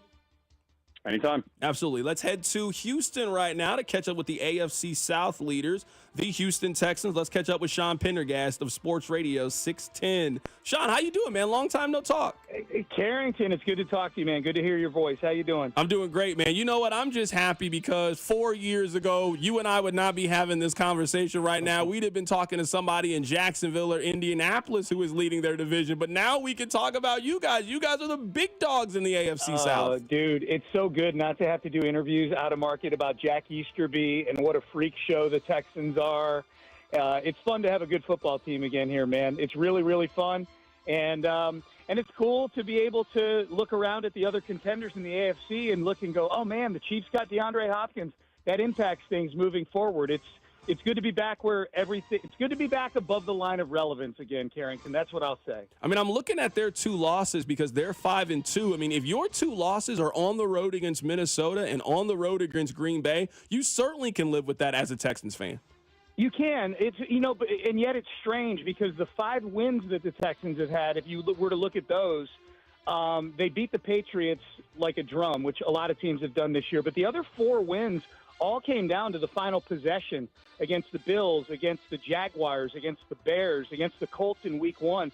And a lot of that was due to a lot of mistakes the Texans have made. They've been very penalty-prone this year. They've let teams hang around. They've not been a good second-half team offensively.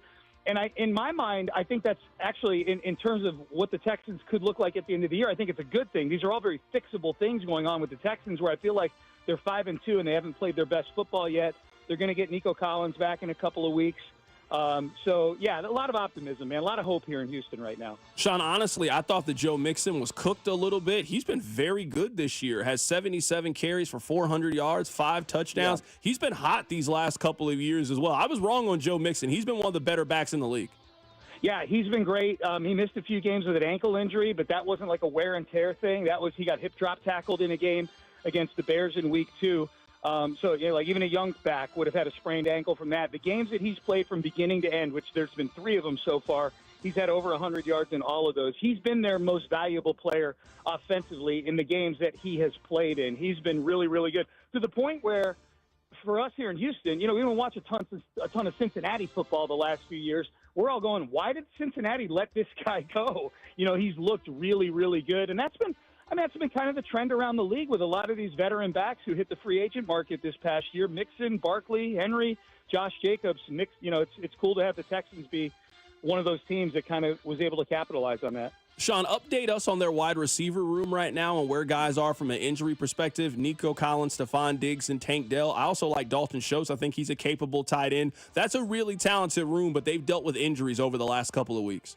Yeah, they have. It's mostly Nico. Tank missed, I think, the Jacksonville game with a rib injury. But other than that, guys have been healthy, other than Nico, who is dealing with a hamstring now. They put him on injured reserve. He's going to miss this game against the Colts on Sunday. He's going to miss the Thursday night game against the Jets. And then the hope is that he's back for the Detroit Sunday night game in Week 10.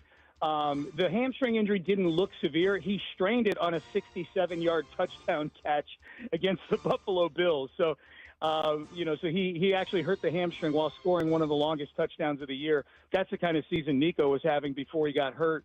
I think he's still 3rd in the league in receiving yards. He's missed 2.5 games.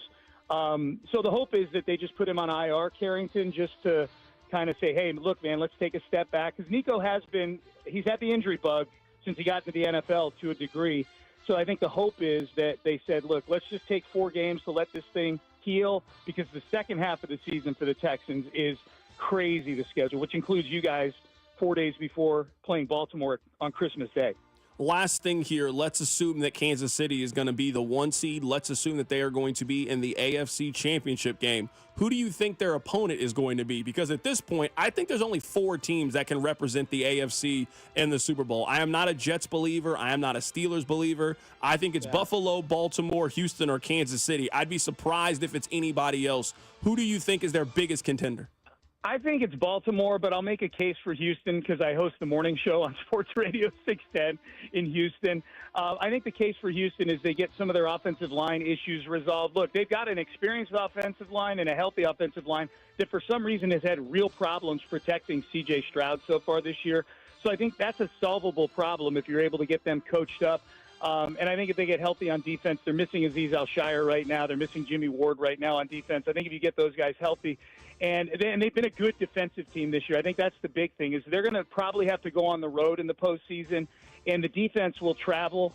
So I think and I think I feel good about C.J. Stroud ultimately when he's playing in big games like this, if they've got their full arsenal of weapons.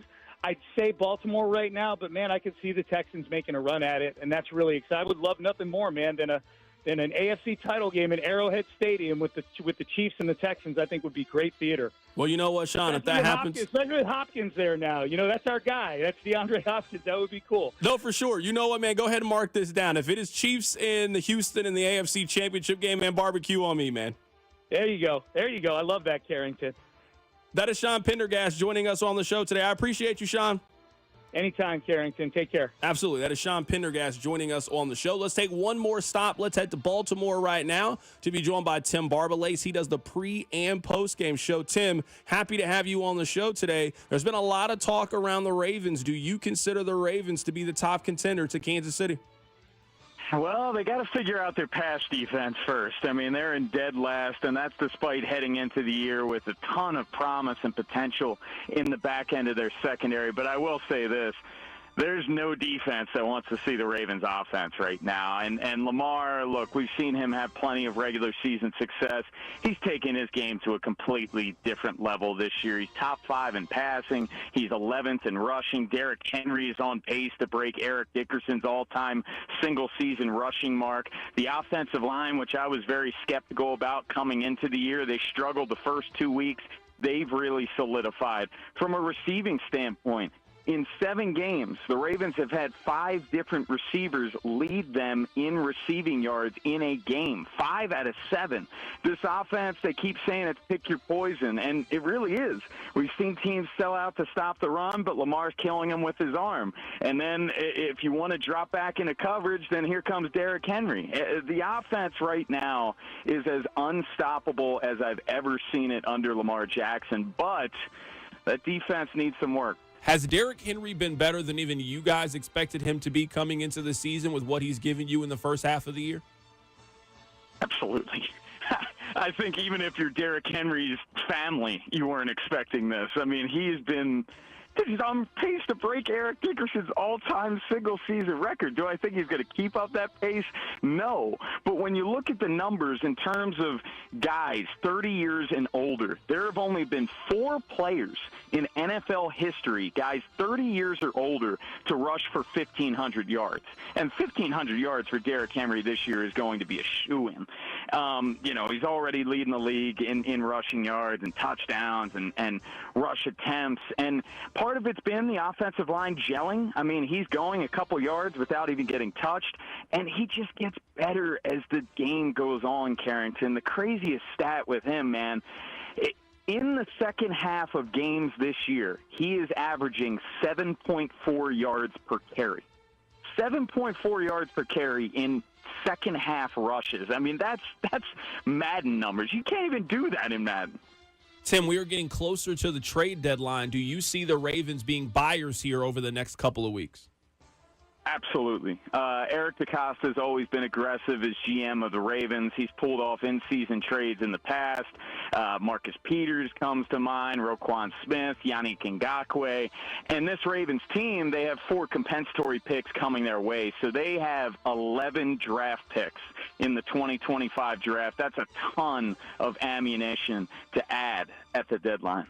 Tim, what has been the Baltimore fan reaction to Kansas City grabbing DeAndre Hopkins over these last couple of days? I don't want to say it's a huge reaction. I think Ravens fans are kind of just focused on their own right now, to be honest with you. We know the Chiefs already won week 1 against the Ravens. It's a much different Ravens team. Since then, the offense has really gelled, but Ravens kind of just focused on their own at this point on who they could add at the trade deadline in terms of edge rusher, in terms of maybe inside linebacker. Could they get some safety help?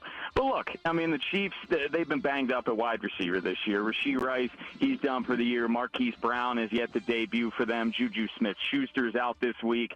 Is this the DeAndre Hopkins of 4 years ago? No, but I think it's a deal that makes a ton of sense for them to make, and someone who is going to provide an impact, and you know he's not going to drop the ball. Are you taking Pittsburgh seriously as a team that can win the AFC North?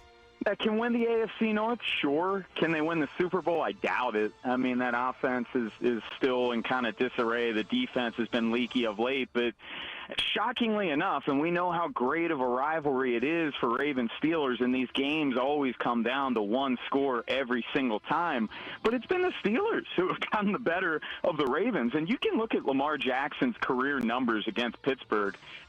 I'd be willing to bet it's got to be the worst numbers compared to any other team in football. I mean, he struggles to beat Pittsburgh. He's only beaten them, I believe, just one time, one time, and a ton of interceptions. The completion percentage is down. They've kind of figured him out a bit. So the Ravens, they got to take care of Pittsburgh, man. They got to find a way to win because they're 1-7 in their last 8 against the Steelers. And that is Tim Barbalace joining us on the show. He is with 105.7 The Fan out in Baltimore. He does pre- and post-game. Wanted to get you guys a quick look at the other 3 division-leading teams in the AFC and just wanted you guys to stay updated, stay abreast of everything that's going on. I know today is a Red Friday, and I know the Chiefs have a game, and I know that we have this very weird back and forth that whenever I pick the Chiefs to lose, you guys get mad when I pick the Chiefs to lose. But then if I'm really confident in the Chiefs, you guys tell me that I'm a jinx. I don't know what you guys want me to do when it comes to the Chiefs. So today, I didn't have it in me to spend 4 hours talking about the Raiders. They stink. All right? They're not good. I know they're not good. You know they're not good. They're 2-5. They have lost 4 of their last 5 games. They're not good. They're going to pick top 5 in this year's NFL draft. If you lose this game to the Raiders after the puppet, after them beating you in Christmas, it came earned. There's no reason for the Raiders to beat this Kansas City Chiefs team. Not when this happened just 3 months ago. I'm here. I'm here. I'm here. Yeah.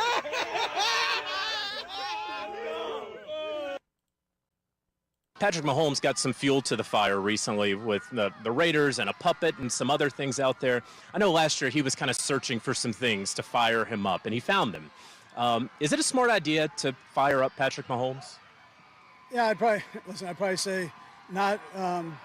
We don't spend a lot of time here with puppets. So after all of that, you know what? I think the Chiefs are going to come in locked in. I think they're going to be ready to go. And I am not worried about the Las Vegas Raiders this week. 913-586-7965. Rob, we have a little bit of time here before Nate Taylor's going to come up. I want to ask you a quick question, and I want to hear your story. There's some places that you never forget your first time, you know? I remember the first time I saw the ocean. I grew up in Kansas City, Missouri. I didn't go to the lake like some of you.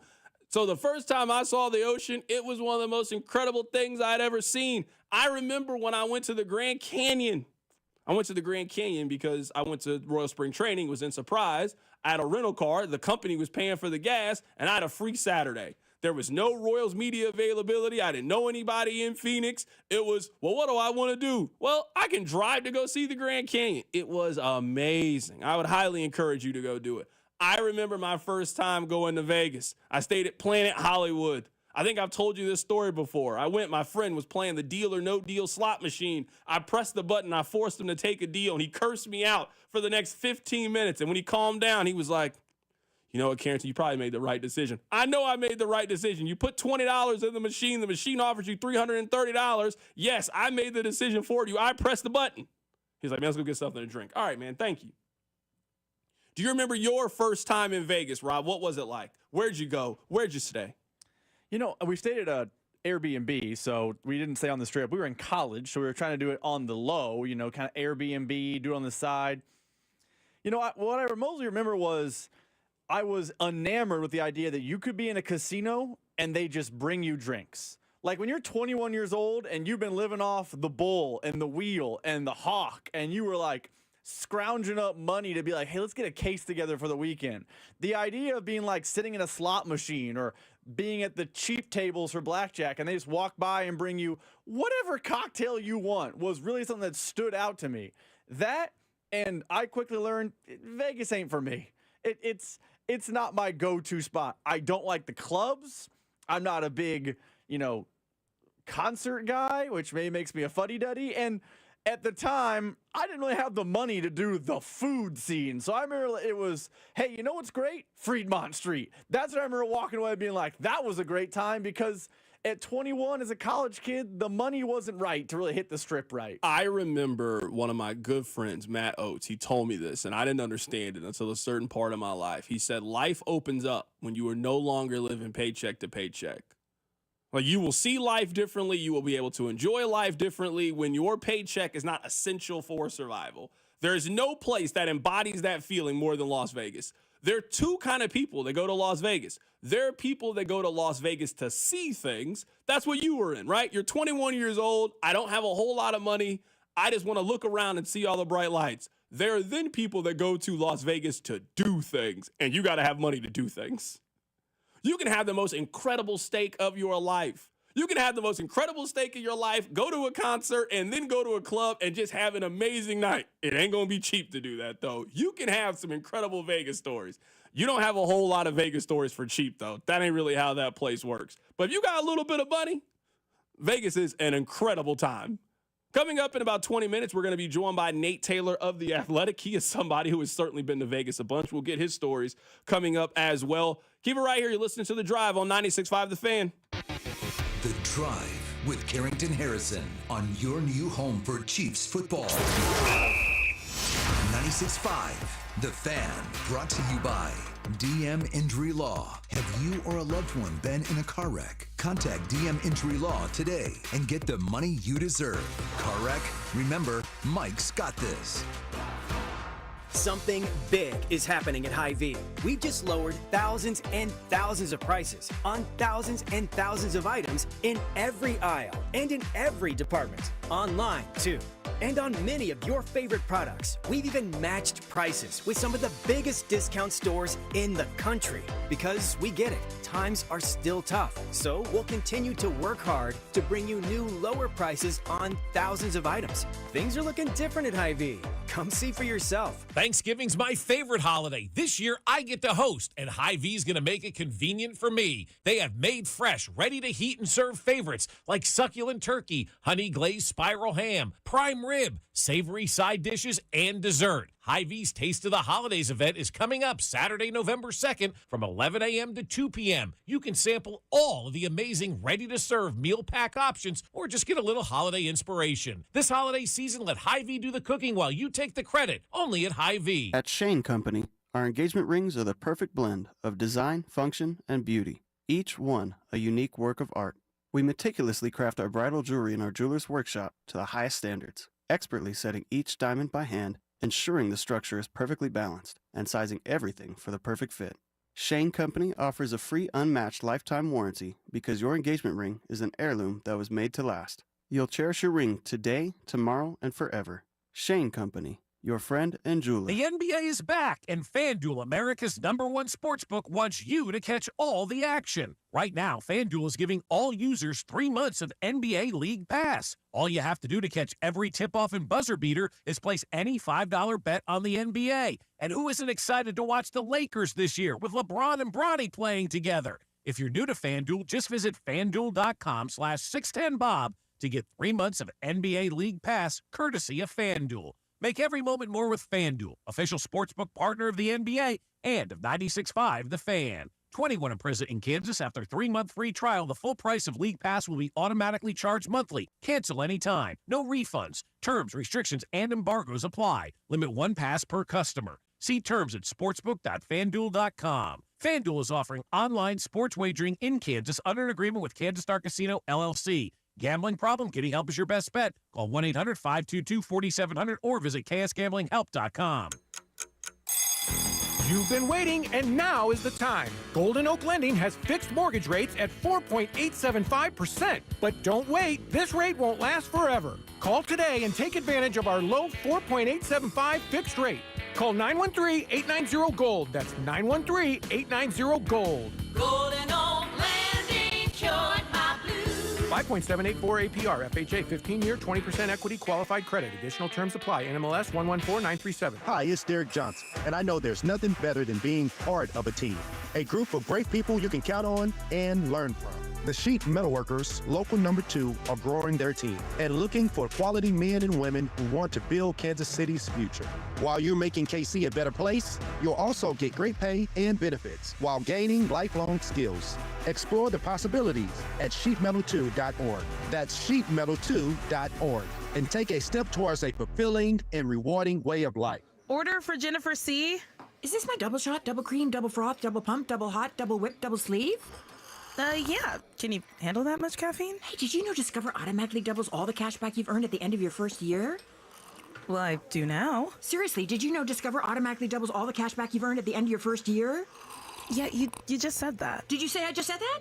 Yeah, I'm cutting you off. Did you say you're cutting me off? You earn, we match. Unlimited cashback match. See terms at discover.com/creditcard. Lowe's knows that to win the job, pros need the best prices. That's why only at Lowe's, MVP's Pro Rewards members can get a volume discount on eligible orders as low as $1,500 at the Pro Desk. That means you get the prices you need to start any job, small or large. Because Lowe's knows pros. Valid in-store only. More terms and restrictions apply. Visit Lowe's.com/terms or Pro Desk for details. I'm Tiffany, founder of Harlem Pilates. When I couldn't find Pilates in my neighborhood, I started a studio from my studio apartment. Chase Inc. helped me grow from 1 Pilates studio to 3. Because when you start small, you're going to need some big help. With the Chase Inc. Business Cash Card, you can earn up to 5% cash back on business essentials, so your business can go from here to possible. Chase for Business. Make more what's yours. Real business owner compensated for their participation. Cards issued by J.P. Morgan Chase Bank, N.A. member FDIC, subject to credit approval. Terms apply. Want to keep your gas-powered engines running like new? Stable's proprietary formulas are proven by third-party testing to outperform the competition in keeping fuel fresh, preventing corrosion, and cleaning the entire fuel system. With Stable, you can have confidence you are doing the right thing for your engine's long-term health. Just pour into your gas can or fuel tank, then top off with fresh fuel. At every fill-up or when you store, start with Stable.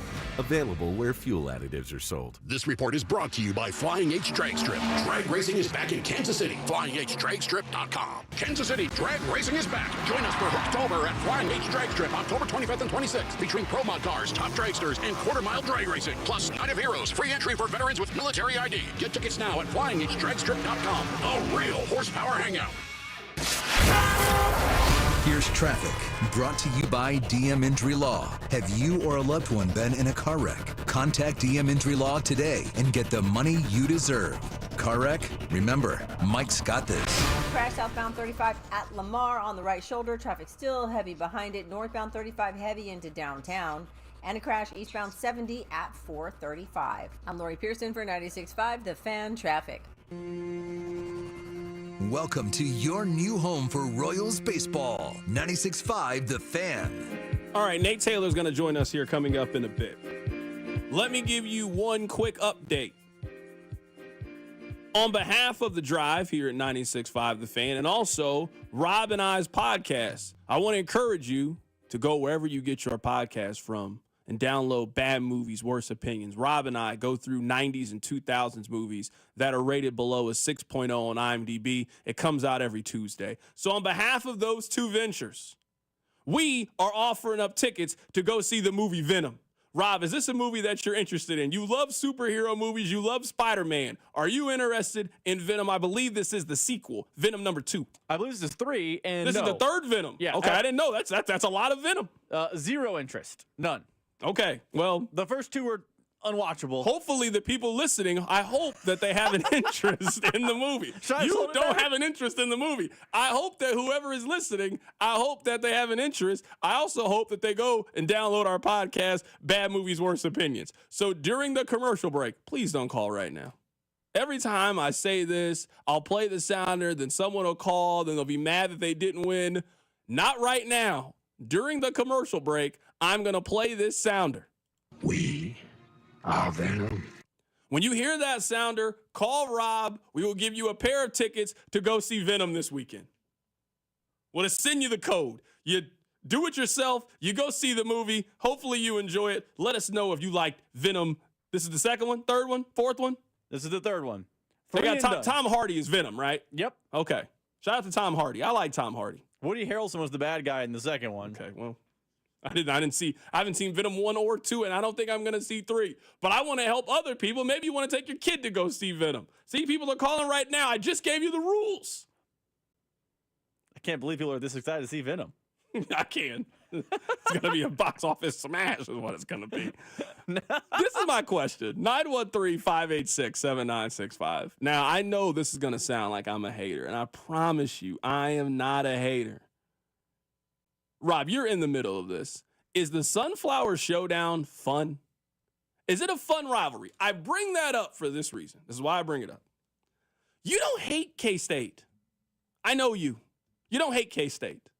A lot of KU fans I know don't hate K-State. They hate Missouri. They don't hate K-State. Rob, when were you born? 1991. How many times do you think that KU has won against K-State since you've been alive? Think about it. You were born in 1991. It's 2024. How many times do you think KU has beat K-State in football since you've been alive? Half a dozen, maybe? 5. Oof. Rob, think about over the course of your life, all the things that you've done. You finished high school. You finished college. You've lived in multiple places. You have been married. You and your wife are planning a family, building a home 5 times over the course of your life. That doesn't sound very fun to me as a KU fan, to watch a team every single year get their teeth kicked in against this other team. And then in basketball, a majority of the time, you guys win. When has KU and K-State been an interesting, fun rivalry? The games aren't competitive, and they're not hostile. I've been to a KU K-State basketball game and football game. It isn't hostile. It's a lot of love on both sides. It's more hostile in Manhattan. Well, of course. That's fair. Just pointing it out. There's hostility one direction. I just want to know. You guys let me know. 913-586-7965. Is this a fun rivalry? Rob, you were so excited to go to this game at the beginning of the season. You had a chance for tickets. No, I'm okay. I don't want to go. I'm all right. I'm good. I will say this, and this is going to sound like very deep in my arrogant KU fan bag, but that's fine. KU fans do not care about K-State the way K-State fans care about KU. They don't. No, agreed. I mean, that's how most rivalries, when there's a third team involved, that's how it's going to be. Missouri and Kansas are rivals. Yep. They're rivals. They don't like each other. To this day, I do not want Missouri to experience success. K-State's what, 5-1 right now? Okay. K-State won the Big 12 in football a few years ago. It wasn't like it burned me. When Mizzou was playing Bama and they were playing Auburn in those SEC title games, I don't care if it was the SEC. I wanted that team to lose. Yeah. I was a big Trey Mason fan for a day. You, every March, become big insert Team X fan. That's how it's supposed to work. K-State does not make me experience that feel. Yeah, I just wanted to know. This call's from Manhattan. Let's take their call. Can we take this person's call? We can take this call. Yeah, let's see. I want to get their opinion. 913-586-7965. Some of you are around Rob's age. You cheer for KU. You've beaten K-State 5 times, and why are we even? This doesn't sound fun. Every year, the same thing happens. You guys are going to lose on Saturday. I know it. You know it. They know it. You guys are going to lose. And then in basketball, we know in Lawrence you aren't winning. We know that's happening. You have no chance of winning in Lawrence, and maybe you win in Manhattan. That's it. This rivalry is fun one time a year when K-State plays KU at home in basketball. Maybe they will win. And they did, and they didn't start winning in that rivalry until just recently. I don't want to have to go through the basketball. K-State, they beat you in your own gym for 20 consecutive years. This rivalry didn't start getting fun until about 5 years ago. It started to get fun. You're 51 years old. This rivalry has been fun 6 times in 50 years. No, this rivalry is... I'm offended they've even given it a name. It shouldn't even have a name. Sunflower Showdown. Nah, man, KU playing K-State. Josh, you called into the show, man. You sound like you're a K-State fan. Yes. And I'm from Central Kansas, right? So there's a lot more of the KU K-State rivalry. Here in the Kansas City area is more KU Missouri.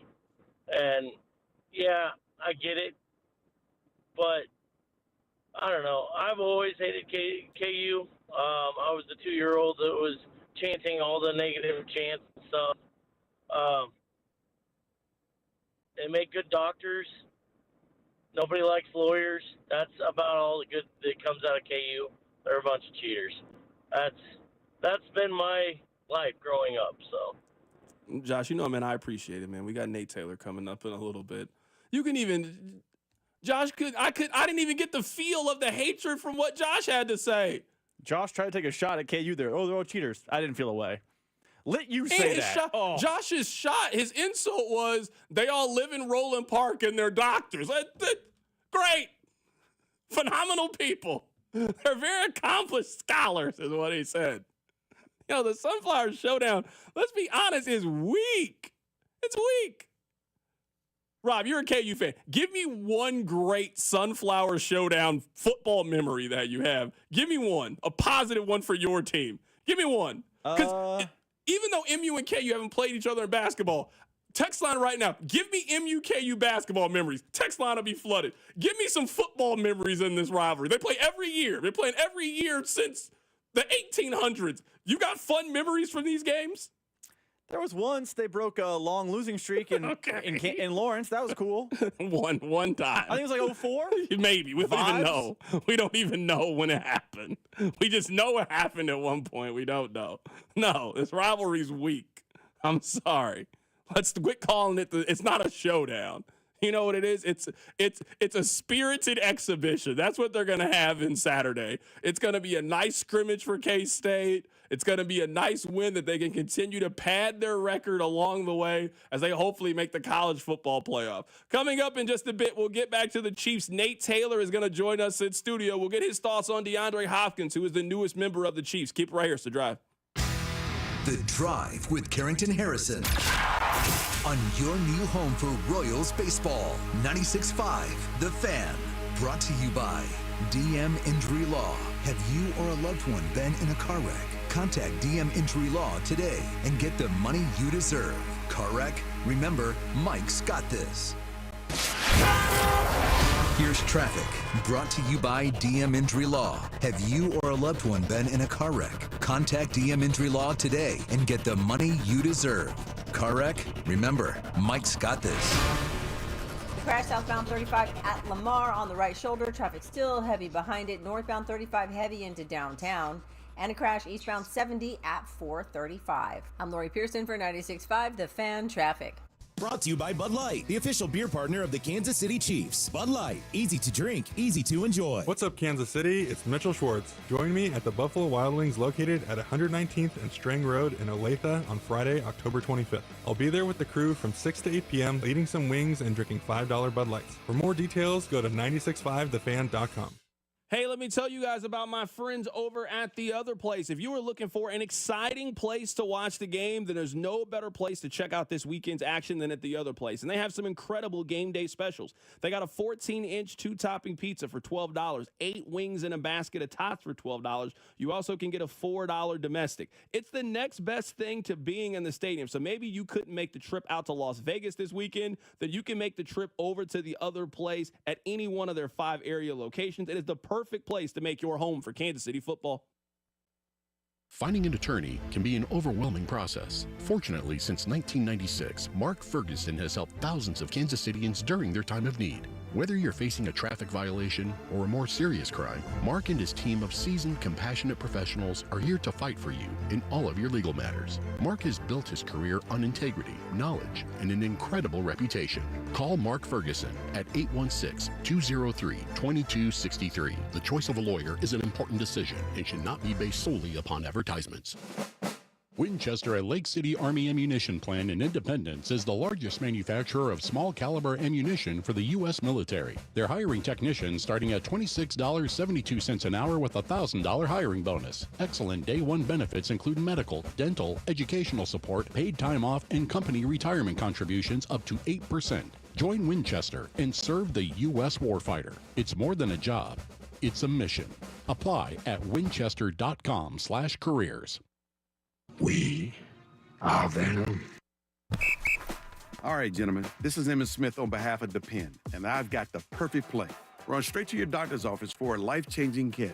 Because when prostate cancer is caught early, it's up to 99% treatable, and one blood test might be all it takes. And now through November, Depend is donating to the Prostate Cancer Foundation for select purchases. Talk about a great play.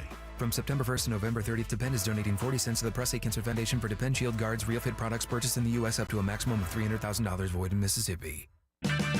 Stop by O'Reilly Auto Parts for the power, performance, and reliability of a new Super Start battery. Visit O'ReillyAuto.com.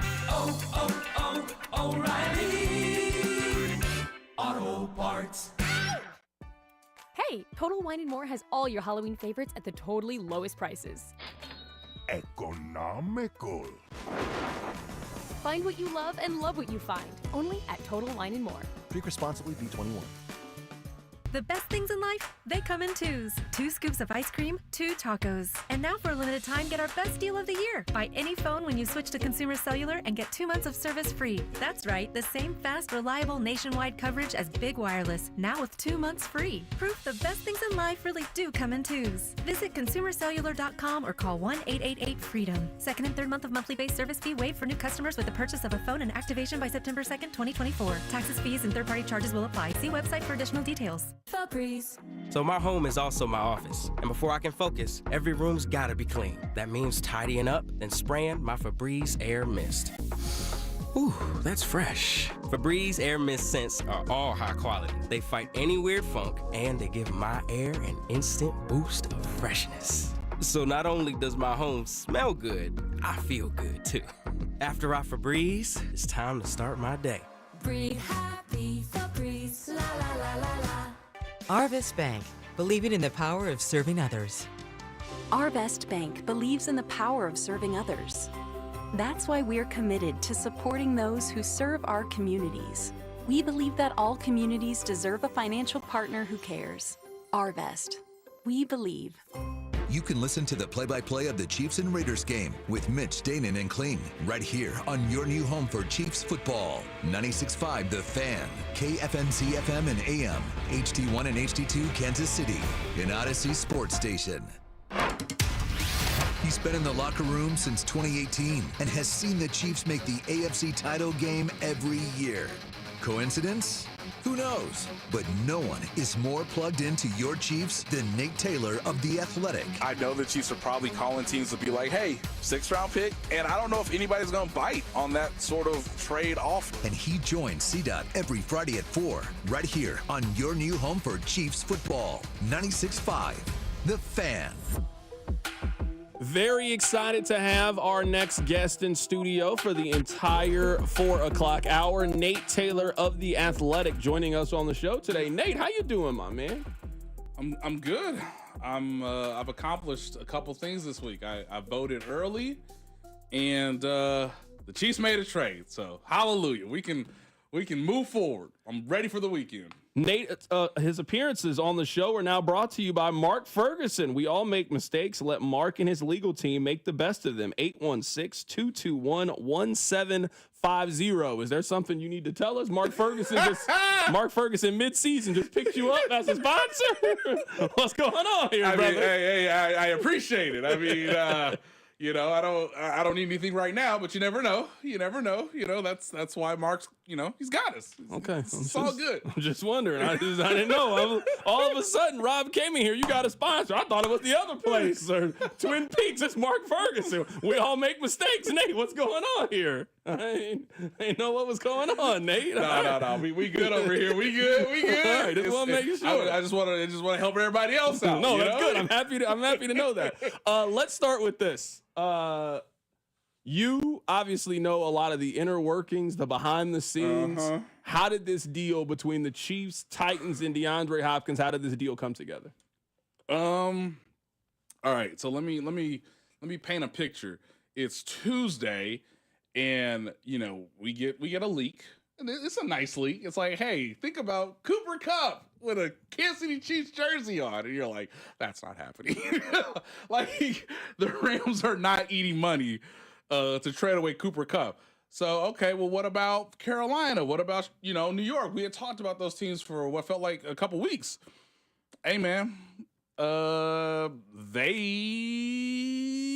they are denying themselves the realities of the NFL season, which is we still want to keep these players around. We still want to see what we got. Now, Deontay Johnson, I guess, is legitimately hurt, which is interesting because he's not going to play this Sunday for Bryce Young or anyone for the Carolina Panthers. But obviously, he would be like the biggest name. I think he was the best option. When you're just purely thinking about players who could fit into the system and are obviously, in the prime of their careers, right? So, Tennessee was always a possibility. I wrote about that in my column that, like, hey, DeMarcus Robinson, Tutu Atwell, like DeAndre Hopkins.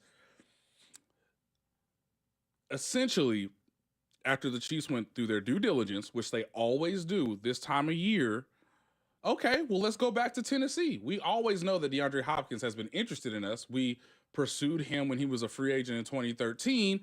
Before last season, of course, he chose the team that gave him the biggest contract, which happens in free agency. Everybody understands that. So he went to the Titans. Titans have now switched quarterbacks. They got a new head coach, new general manager. Like, not what he nor the Titans have signed up for. And guess what? The Titans were the first team to say, you know what? Yeah, our season's over. So if you want DeAndre Hopkins, we might be interested in something, especially because we gave y'all a third-round pick. We gave you a third-round pick for L'Jarius Sneed, so why don't you give us a pick back? It's not going to be as high as the third round. I also think that was an interesting thing, too. Like, I think the Chiefs probably would have given a third-round pick, but if there's another alternative to where you don't have to do that, then okay. Again, let's go through all of our options. DeAndre Hopkins wanted this trade. He was comfortable with the trade, which you always have to keep in mind, too. Even though there's no trade clause, you still want the guy to come in motivated, hungry, and understanding that he's going from a poor organization as of right now to a great one. He gets to go from Mason Rudolph and Will Levis to Patrick Mahomes. It was the easiest thing for the teams to do right now compared to November 4th or November 5th, which is the trade deadline. So they needed somebody. And they're going to rely on DeAndre Hopkins' experience, his strong hands, his route running, him understanding the system and how to play in coverage, in particularly zone coverage, similar to Juju Smith-Schuster, similar to Rashee Rice. And so they essentially agreed to this at like 2 a.m., whatever it was, Wednesday morning. It gets pretty much confirmed at like 4 a.m., and then it gets out at like 5 a.m. So this happened pretty quick once the Chiefs felt like they exhausted all their options Tuesday. You make a move Wednesday. Okay, he's at least experienced enough that he should be able to practice Thursday and Friday and be ready to go. And guess what, Carrington? Here we are. It's a 5th-round pick that you're hoping, you're dreaming is a 4th-round pick because he stays healthy, which is a big issue, a big concern, and you make the Super Bowl. So for people who don't know, DeAndre Hopkins needs to play 60% of the snaps starting Sunday, and the Chiefs need to make the Super Bowl for the pick to go from a conditional 5th round to an actual 4th-round pick. I think there are two different sides of this trade. I think there's the compensation side. Yes. I don't know how any Chiefs fan can be mad at what they gave up. They didn't give up a top 100 pick. Correct. And they got by far and away the best hands that they had on the team, and maybe the best hands they've had in the organization in the last 20 years or so. True. So you have a reliable third down option that's going to get those tough 3rd and 6, 3rd and 7, Yes. and is going to be a contested catch guy, which they do not have any one of those individuals on their roster. His name is Travis Kelce, and that's it. And you don't want him doing that right now. It's not important for him to be doing that. He should be doing that in January, not October. So you have that person, and then on the other side, so you have the players side of it. Now, maybe this is me being Debbie Downer, but you do have a player who has played for 3 teams in 4 years and currently has a knee tear. There's a reason why the Titans were willing to eat half of his deal and was willing to take the 155th pick for DeAndre Hopkins. So, and I think most people are keeping this move in perspective of what it is. To what you said, they needed somebody. Their room was way too thin, and you needed somebody that was reliable. I gave this grade a B+. There are a lot of positives about this move, but there was never going to be a perfect option in late October, early November to fix some of your issues. You were going to get Deontay Johnson, who was looking to get paid at the end of the season. You were going to sign Amari Cooper, who has problems catching the football. You were going to sign DeAndre Hopkins, who has been banged up all over the course of the last 4 years. Yes. There was no perfect option, but you found a good option at a good price. This is a good trade. Yeah, and Carolina needs picks. Carolina needs assets. And so that's the one team I can criticize. If New York doesn't want to move Darius Slayton, okay, that's their prerogative, sure. Their owner came out earlier this week and said, hey, the duo of general manager and head coach are going to be back next season. Okay, fine. If you want to see how far they can take it, that's cool. I don't understand why Carolina is not intrigued to make a trade, even if you're not going to support your number 1 draft pick. So if that's the best option and that's not really available, then yes, this is the best you can do. And again, DeAndre Hopkins knows this is his best chance to win a Super Bowl at this stage of his career. And he's already been paid. He's already had the accolades. He even acknowledged that yesterday to us, Carrington. They're like, I've been a Pro Bowler. I've been an All-Pro. All right, man, let's go see if I can help Patrick Mahomes win. You know, you only give up a pick that might turn into Noah Gray. That's like the best possible outcome outside of like Puka Nacua, but those don't happen often. But he was a 5th-round pick. So, yes, it makes all the sense when you take a step back and you look at it, and we both acknowledge they needed somebody to play like this week. To me, this move was a we'll figure out next year move. Yes.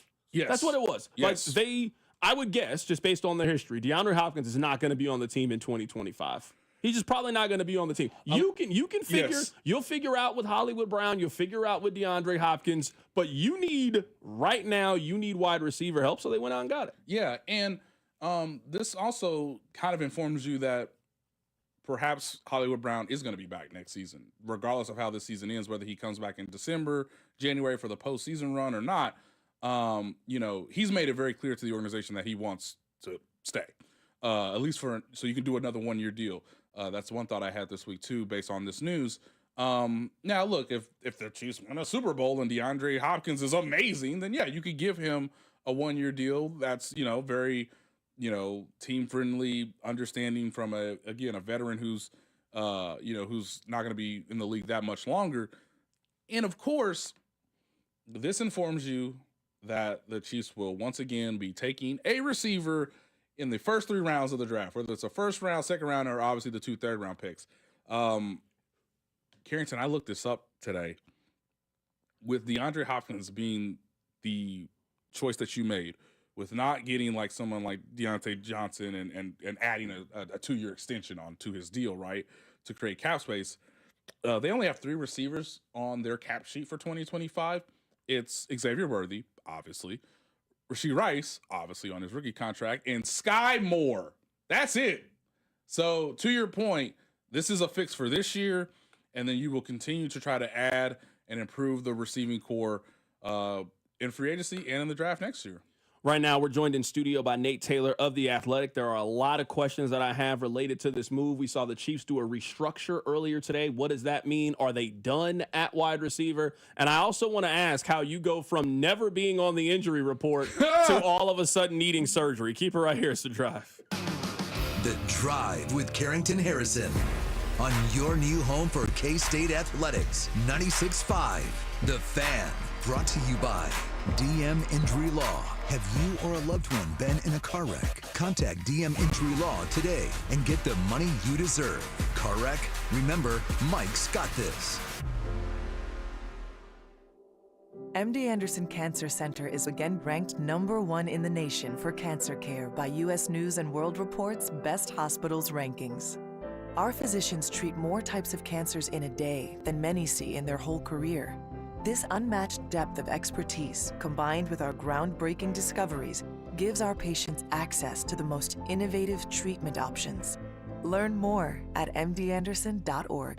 Right now, 38 states allow sports betting, including 7 of Missouri's neighboring states. Amendment 2 gives Missouri sports fans the freedom to bet on games too, and that will generate over $100 million for our schools. Amendment 2 is endorsed by the Chiefs, Cardinals, Royals, Blues, and Missouri's 2 biggest newspapers, the St. Louis Post-Dispatch and the Kansas City Star. Here's Hall of Famer Ozzie Smith asking you to vote yes on 2.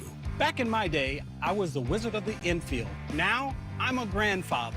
That's why I'm voting yes on Amendment 2. It means over $100 million for Missouri schools and teachers, and no more broken promises. There's a constitutional guarantee that the money goes to our schools, and legalizing sports betting is great for us fans too. That's why the Royals, Chiefs, Blues, and Cardinals all join me in saying yes on Amendment 2. Paid for by Winning for Missouri Education, Mike Pridmore, Treasurer. I'm Mitch Holtish, voice of the Chiefs. Everyone develops cataracts naturally as they get older. When your vision is affected by cataracts, you should see my doctor, Dr. Steven Silverstein at Silverstein Eye Centers. Dr. Silverstein is a world-renowned cataract surgeon who performs life-changing laser-assisted cataract surgery with premium lens implants to correct your vision up close and far away. Trust my eye doctor, Dr. Steven Silverstein, Silverstein Eye Centers, 816-358-3600 to schedule an appointment. Something big is happening at Hy-Vee. We just lowered thousands and thousands of prices on thousands and thousands of items in every aisle and in every department. Online, too. And on many of your favorite products, we've even matched prices with some of the biggest discount stores in the country. Because we get it, times are still tough. So we'll continue to work hard to bring you new lower prices on thousands of items. Things are looking different at Hy-Vee. Come see for yourself. Thanksgiving's my favorite holiday. This year, I get to host, and Hy-Vee's going to make it convenient for me. They have made fresh, ready to heat and serve favorites like succulent turkey, honey glazed spiral ham, prime rib, savory side dishes, and dessert. Hy-Vee's Taste of the Holidays event is coming up Saturday, November 2nd from 11 a.m. to 2 p.m. You can sample all of the amazing ready-to-serve meal pack options or just get a little holiday inspiration. This holiday season, let Hy-Vee do the cooking while you take the credit, only at Hy-Vee. We are Venom. Fall in the Midwest is pleasant. The air is crisp, the temperatures are mild, and all is right with the world. But every one of you knows that lurking around the corner is creepy old man Winter. He wants to come into your home, put his feet up on the couch, and take over the remote. That's why you need to replace your drafty old windows with triple glass replacement windows from Thermo King. Triple glass? But weren't you told that double glass windows were all you'd ever need? Think again. Triple glass windows offer double the insulating barriers against creepy old man Winter than double glass windows. And their super strong frames are guaranteed to never twist, warp, fade, or fail. And right now, Thermo King is selling their triple glass windows for the same price as double glass. Who would do such a thing? Thermo King, that's who. So don't let this beautiful weather fool you. Protect your home from creepy old man Winter and call Thermo King today. 888-KING-WIN or online at thermokingwindows.com. I'm McCall with Lee Summit Subaru, and our hotline is open. Annie from Kansas City, what's on your mind? I want a dealership that I can trust for a lifetime. Is that you? We're Google's highest review rated and only locally owned Subaru retailer in Kansas City. That's a good start. I just want a great deal, that's all. How about 0% financing on select 2025 Subaru models? That'll get you a low monthly payment. Fall in love with driving again at Lee Summit Subaru. Google highest review-rated Subaru retailer in Kansas City based on 2023 Google Analytics. Dick Ray, he's the sewer magician. Dick Ray, he's a man on a mission. From murky floods to clogged up drains to pipes that are putting up a fight, he can wave his wand and leave the sewer shining bright. He'll make things right. Call Dick Ray, he's the sewer magician. Hey, it's Dick Ray, Clear Any Drain, only $79. Call 913-DICK-RAY. Meet Cheryl. Hey. She's on vacation and lost in the moment. Unfortunately, so is her Chase debit card. It's gotta be somewhere. Maybe she lost it at salsa night. These skirts should have pockets. Or maybe she lost it at Pilates. 3 and 2 and... But she's not worried. With the Chase mobile app, she can lock her card till it turns up. Tools that help protect. One bank that puts you in control. Visit chase.com/checking. Chase, make more of what's yours. Chase mobile app is available for select mobile devices. Message and data rates may apply. JP Morgan Chase Bank, N.A. member FDIC. What's better than one win? 3 wins. With Straight Savings, you keep your own phone, get one line for only $25 a month with real unlimited data, and get rewarded with a $200 phone credit after 12 months. It's a win-win-win. Head to Walmart or visit straighttalk.com today. Switch to Straight Talk. Less dollars, more sense. Straight Savings Plan enrollment requires compatible unlocked device and new line of service. Bonus device credit requires 12 months of active service. Offer ends if eligibility requirements are no longer met. Taxes and fees apply. For network management practices, see Straight Talk's terms and conditions. Wow, honey, have you seen the electric bill? Yeah, it's out of control. But have you heard of Navien tankless water heaters? Tankless? How does that even work? Well, instead of constantly heating and storing water, it only heats water when we need it. So much more efficient than our giant tank heater. That sounds great. Let's look into Navien. Already on it. Imagine all the hot water you need only when you need it. Bulky tanks are history. Navien high-efficiency tankless is the future. Compact, wall-hung units free up floor space, lower energy bills, longer life than tanks, and a 15-year warranty. Find out more at tanklessmadesimple.com. Here's traffic, brought to you by DM Injury Law. Have you or a loved one been in a car wreck? Contact DM Injury Law today and get the money you deserve. Car wreck? Remember, Mike's got this. Traffic is brought to you by Park and Go. Got a multi-car crash reported northbound 35 right at Shawnee Mission Parkway. This is closing the right lane, seeing heavy traffic behind that. Tackle your airport parking needs at Park and Go. Always the best service, always the best price. Open 24/7, fast and free shuttle services. All spots are covered. Reserve your spot today at bookparkandgo.com. Park and Go, family owned and operated. I'm Lori Pearson for 96.5 The Fan Traffic. You're listening to 96.5 The Fan from the Mission Plumbing, Heating, and Cooling Studios. Chiefs fans, it's Rashee Rice. Welcome to The Drive with Carrington Harrison on your home for Chiefs football. 96.5 The Fan. Rob, I don't want to spend too much time on this, but I am being dead serious. If we can get a hold of the person who does the Dick Ray commercials to do a jingle for the show, fire. I'll give you a bonus. Fire in the booth. Can we get a hold of him? If anybody has his information. He said he was David Blaine of the sewer. That's what he said. That's what he said in the commercial break. That's what he said. He said he was the Chris Angel of the pipes. So, Rob, I'm telling you right now, you know I'm good for it. I will get you a $250 gift card to any store in Kansas City if you get that guy to do a jingle for the show. Please, Rob. 100%. That's the best one. He's had some hits before. He's had some incredible albums. That most recent one, though, that's my favorite one. Dick Ray, I don't know what you got going on at your house, but if you got something going on, Dick Ray, he'll fix your air conditioning, your sewer. Shout out to Dick Ray. Get in them pipes, baby. Yeah, that's what we do. Dick Ray's the best. Nate Taylor is here. His appearances are presented by Mark Ferguson. We all make mistakes. Let Mark and his legal team make the best of it. He is your legal magician. So we have a lot of magicians. We have a lot of magicians on this show. All right, Nate, I don't think I'll ever ask you a question about the Raiders. I don't really want to talk to you about the Raiders. They stink. We know they that. Bad. Yeah, they bad. All right, let's get this out of the way. Okay. Now, I follow the injury report. Skyy Moore has never been on the injury report. Skyy Moore was a full participant in practice on Wednesday. They then make a trade. Now he's having surgery and he's out for the next 4 to 6 weeks. Hey, this is what I think happened. Okay, yes, please tell me your theory. This is what I think happened. I think that Skyy Moore was having fun in the locker room, and I think that Brett Veach was like, "Hey, can I talk to you real quick?" And I think they went off to the side, and I think he's, hey, boss, how's it going, man? Things going good? Hey, we made some recent changes. Yeah, man, I'm excited to learn from DeAndre Hopkins. I'm excited to learn something from him. Hey, the thing is though, we're gonna need that roster spot. You mean my roster spot? Yeah, man. Hey, we're not cutting you. We're not letting you go. We just need that roster spot. But what are you guys going to do? Hey, what's been bothering you? Well, I kind of have been. Don't tell us. We'll take care of it. We'll take care of it. That's what I think happened. That's what I think happened to Skyy Moore. Oh, no, don't tell us. We'll take it from here. Yeah, it just sounds suspicious. That's what it does. It just sounds suspicious. I know I'm not crazy. He has not been hurt. Now he's hurt. It's odd. Yeah. Here's the best spin I could put on it. Okay, here's the best spin.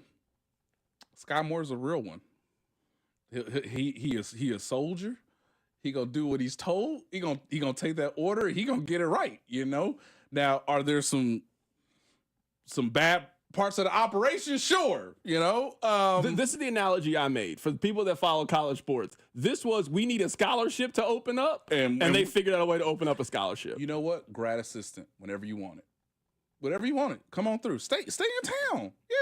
Yeah. Stay. You can learn from coach. Who knows? You can stay in this game longer than you can play in it. Yeah, man. He a real one. He a real one. C-Dot, he just said, no, I'll do what's best for the team. I'll take the hit. Do you think Skyy Moore plays again this season for the Chiefs? You think he's done? You think he's done this season for the Chiefs? He might be done. I feel bad seeing this, y'all, but one of the funniest parts, and I truly mean this, Carrington, one of the funniest parts about last Sunday's game in Santa Clara, Pat's like, 1, all right, he ain't there. 2, he ain't there. Oh, okay, I see somebody flashing across my face. Andy's open. And then Cal Shanahan was like, hell no, that's Skyy Moore. I gotta get my challenge flag. And then the replay assist was like, don't you worry, we'll take it from here. Their refs will say, hey, dog, I can really help you with the face mask last night, but what I can help you with is that is an incompletion, because the stats have told me Skyy Moore ain't caught a pass all year, and that ball clearly hit the ground. Carrington, that might be the last game he plays as a member of the Kansas City Chiefs, because it is financially better for them to cut him than to keep him next year based on his contract. They will gain more money. Oh, he's certainly not on the team next year then. So if we got to that point where they're no longer upside down, so to speak, then it is now better for him to not be on the team than on the team, then yeah, no, he is probably not coming back. And I know some people might be listening right now saying, well, Nate, why didn't they cut him? Because hey, dog, we ain't got no cap space. we don't want to eat the dead money right now.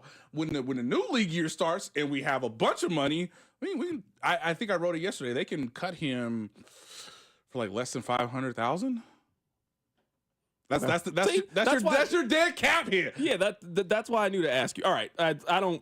So you're saying we think Skyy Moore's done? Is this the last Skyy Moore topic we will ever have on this show? It very well might be, unless something drastically changes. I just don't see. Looking at their wide receiver room and the injuries, something drastic could happen with this team in the next 8 weeks. Very true, but until then, I will say this: if it gets to the point that you need Skyy Moore in late November or December, the injury bug is just Chiefs might not have it this year. Right when they call you and say, hey, how you feeling after the surgery? Andy Reid said he gonna need to get it fixed. Coach, what is he fixing? No, the core muscle. That coach, that could literally could mean anything. No, you gotta get that fixed. So you're telling me in 6 weeks they're gonna call Skyy Moore and be like, hey man, think you can run some routes after we fix your core muscle? No, probably not. All right, this is the next thing that I want to get your opinion about, and it's cap space related. Okay. The Chiefs earlier today announced a restructure for Jawan Taylor. I looked at his contract. He was going to be on the team next year anyway. Yes. He got guaranteed $19.5 million for being on the roster this year. So there was no scenario in which they were moving away from Jawan Taylor. What can you tell us about the restructure, and is this a signal that the Chiefs are making another move? It gives them the ability to be in the mix if they do want to make another move. And so that's why you do it today. And to your point, if you're like, hey man, if he could just cut down on some of the penalties, he probably gonna be on the team next year. Or, so and I want to remind people too, they did this with Joe Thuney last year and a half ago. I think it was last year that they did a similar deal where they moved some money around, cut him a check, and basically said, like, yeah, he'll be on the team next year. What was unfortunate was that he got, he had the pectoral injury against the Buffalo Bills in the playoff game, and so then he missed the championship game in the Super Bowl. But obviously, Joe Thuney came back. His rehab went well. He hadn't missed a beat. So they kind of had a precedent for doing this before. They did it with Jawan. It pretty much assures that Jawan probably will be on the team next year, barring something crazy happening. And yeah, it gives you a little bit of pocket change if you do want to make another move. If something does happen between, now and the Raiders game, or even next week against the Buccaneers on Monday Night Football, if there's somebody who's available for a 7th round pick or a little pick swap, but you got to make sure you got like enough cap space to take on their contract, preferably somebody with a rookie deal, then yeah, you could do that. But it's just simple math. And when they call Jawan or his agent and they say, hey, how much? Like, yeah. Well, we just cut the check today. You sign it tomorrow. It's in your bank account. And so that's essentially what they did. It's just moving some money around, but I do think they will be minor players from now until the deadline if something comes up that they feel like they can be in the mix. This feels like a team to me that is going to do a pick swap in the next 10 days. That they're going to take their 6th round pick. They're going to get a player back, and they're going to take your 7th round pick. So you move up, you get rid of a player that you don't want on your roster anymore, and you move up 41 spots in the draft. That's what it feels like is about to happen with the Chiefs. Yes, sir. I think you are on to something because more teams, and this is the difficult part about Tuesday, right? As I was walking through the situation, late Tuesday night, early Wednesday morning, was that teams still want data points. They still want, hey, we still got 2 weeks before the deadline. We don't have to make a move where you feel like you have to make a move because we need somebody to give us some stability on offense after another injury and the fact that Juju's not going to be available against the Raiders. So in 2 weeks' time, you have more information. Hey, maybe this guy not going to be a part of your plan moving forward. He's a little disgruntled. Hey, you can get a pick for him now versus letting him walk later. It makes perfect sense. Right now, we're talking to Nate Taylor of The Athletic, going through some of the top storylines right now with the Kansas City Chiefs. So we had this topic yesterday. Let's say that you are asleep and you wake up and you get a notification on your phone that the Chiefs have made a trade. Is it more likely that that trade is for a wide receiver or a cornerback now with the injury with Jalen Watson?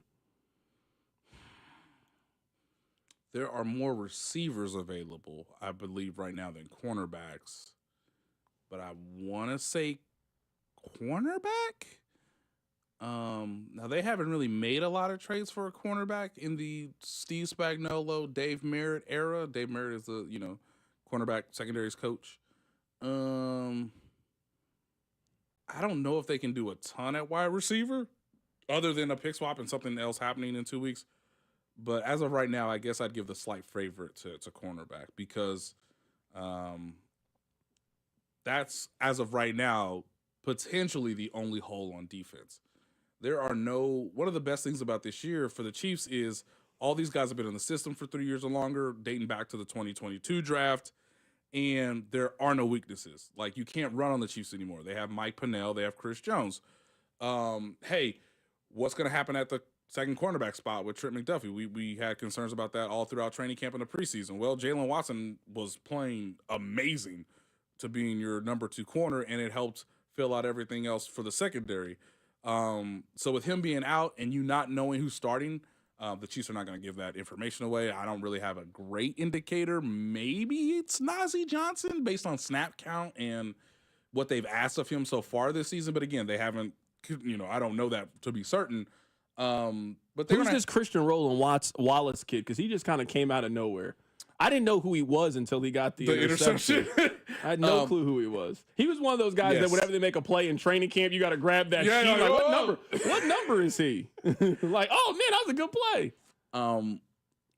Chris Roland Wallace was literally the last guy who made the 53-man roster. Literally. So we didn't really interview him much during the preseason. I kind of knew what he looked like from a facial recognition standpoint. And then it was like, hey, yeah. It's like one of those things where it's like, oh, I know that guy. Like, he's somewhat familiar. And I'm literally doing the same thing in the locker room after the game. Like, yeah, let's talk about your interception. How about that, man? So it was a curious case where he was good on special teams. He is an undrafted rookie, so he grinded, without the same sort of notoriety as Carson Steele. I would like to remind people that undrafted rookies are the cheapest of the cheap kids if you trying to, squeeze every penny.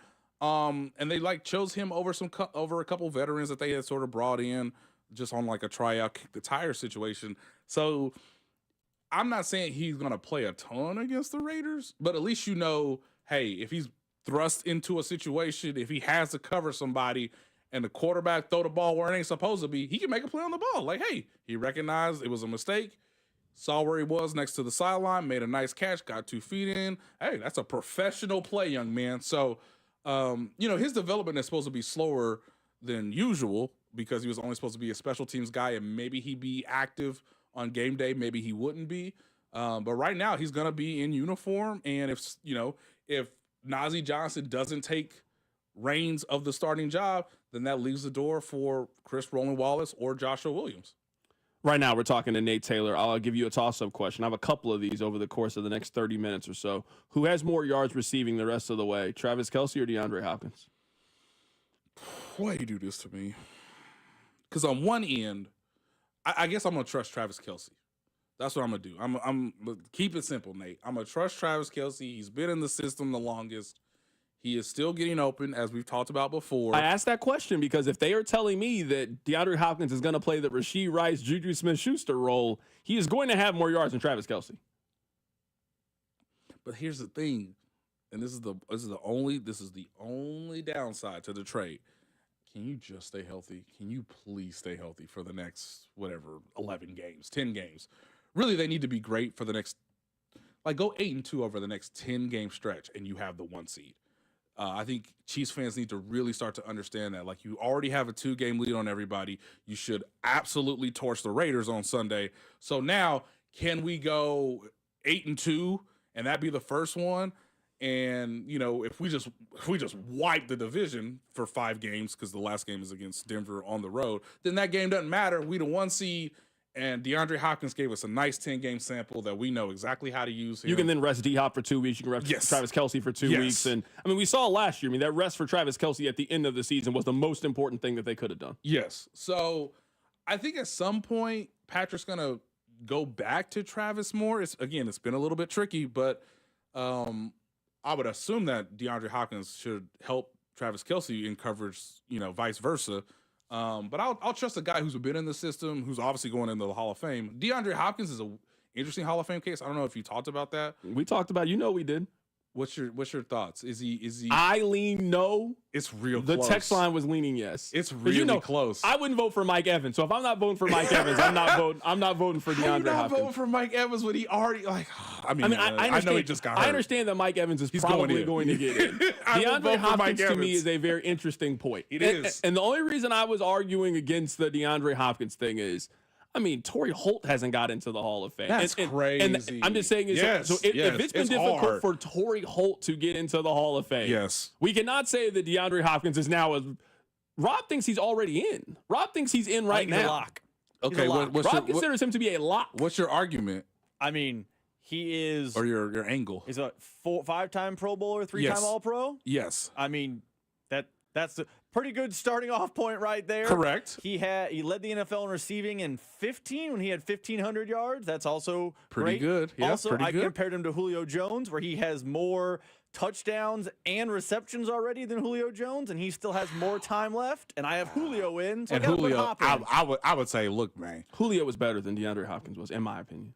Julio also was first team all decade, and that's a big deciding factor. By the way, the further we get away from this, Matt Ryan, congratulations, great career. Kyle Shanahan, amazing coach. Man, Julio Jones was that offense.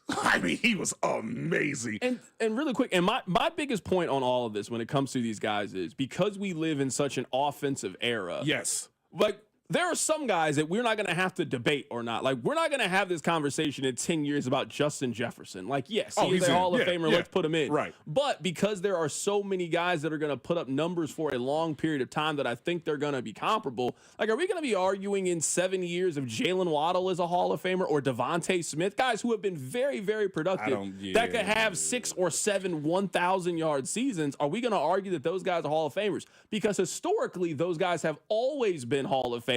Yes. I'm not sure just because you were a Hall of Famer in 1992 with that level of production, I'm not sure if in 2027 or whatnot, I'm not sure if those same qualifications make you a Hall of Famer. So I think we're just arguing off a standard that just shouldn't exist anymore. Where a guy like Phillip Rivers, and I argued it for the longest time, and Rob was like, when did it change? It changed for me when we started arguing Matthew Stafford was a Hall of Famer. We watched Matthew Stafford every year in November for 15 years and never thought he was a Hall of Famer. He had one good postseason. Now he's a Hall of Famer? No, he's not. I'm not sure on Matthew Stafford, even though he's a very talented player, but I don't know if I could. Jeff Hostetler won a Super Bowl, guys. That can't be the one declaration to get you in. We are in an offensive era, and I love to think back to the mid 2000s, early 2000s. That was kind of when numbers started to really pop, and so you can kind of make a demarcation at that moment in the era of football. But DeAndre Hopkins is an amazing talent, Hall of Fame level talent. But he's right on the border. I would say Julio Jones is a lock. I agree. I cannot say the same right now about DeAndre Hopkins. Now, if he balls out next 10 games and then has an amazing postseason, maybe he's going to the Hall of Fame. Maybe catches a Super Bowl, catches a Super Bowl touchdown. Chiefs win unprecedented third straight Super Bowl. We could always say he was a clear reason why they got over the hurdle, then his argument, his case gets much more, solidified, and you can sort of, you have more ammunition to argue with when you get to those like meetings. What's crazy to me is if Torrey Holt's not in the Hall of Fame, then that means someone like DeAndre Hopkins is going to be a part of the like senior committee at some point where you're like 50 years from now, you're going to be like, how is DeAndre Hopkins not in the Hall of Fame? But then you look back, man, there was so many good receivers. Tyreek Hill's going in the Hall of Fame. Obviously, I think Justin Jefferson, based on just talent and obviously consistency, is going into the Hall of Fame. There's only like 2 or 3, maybe 4 guys at a position in like half a decade that should go into the Hall of Fame. Mike Evans, numbers, touchdowns, consistency. Sad he got hurt, but like he's going in. Same with Julio Jones. So it's harder than people realize, but I do think this part of DeAndre Hopkins' career, where he's about to start this next chapter, is wildly fascinating because it could go a couple of ways, and he can really be a difference maker if he stays healthy and obviously plays to his talent. I have a theory I want to run by you coming up on the other side, and I told my story, my first Vegas trip, and Rob told his. You have been to Vegas a couple of times. I want to hear your. That's a place that you've been to now 5 or 6 times. We want to hear your story next. Keep it right here. It's The Drive. The Drive with Carrington Harrison. This man was a bona fide scrub.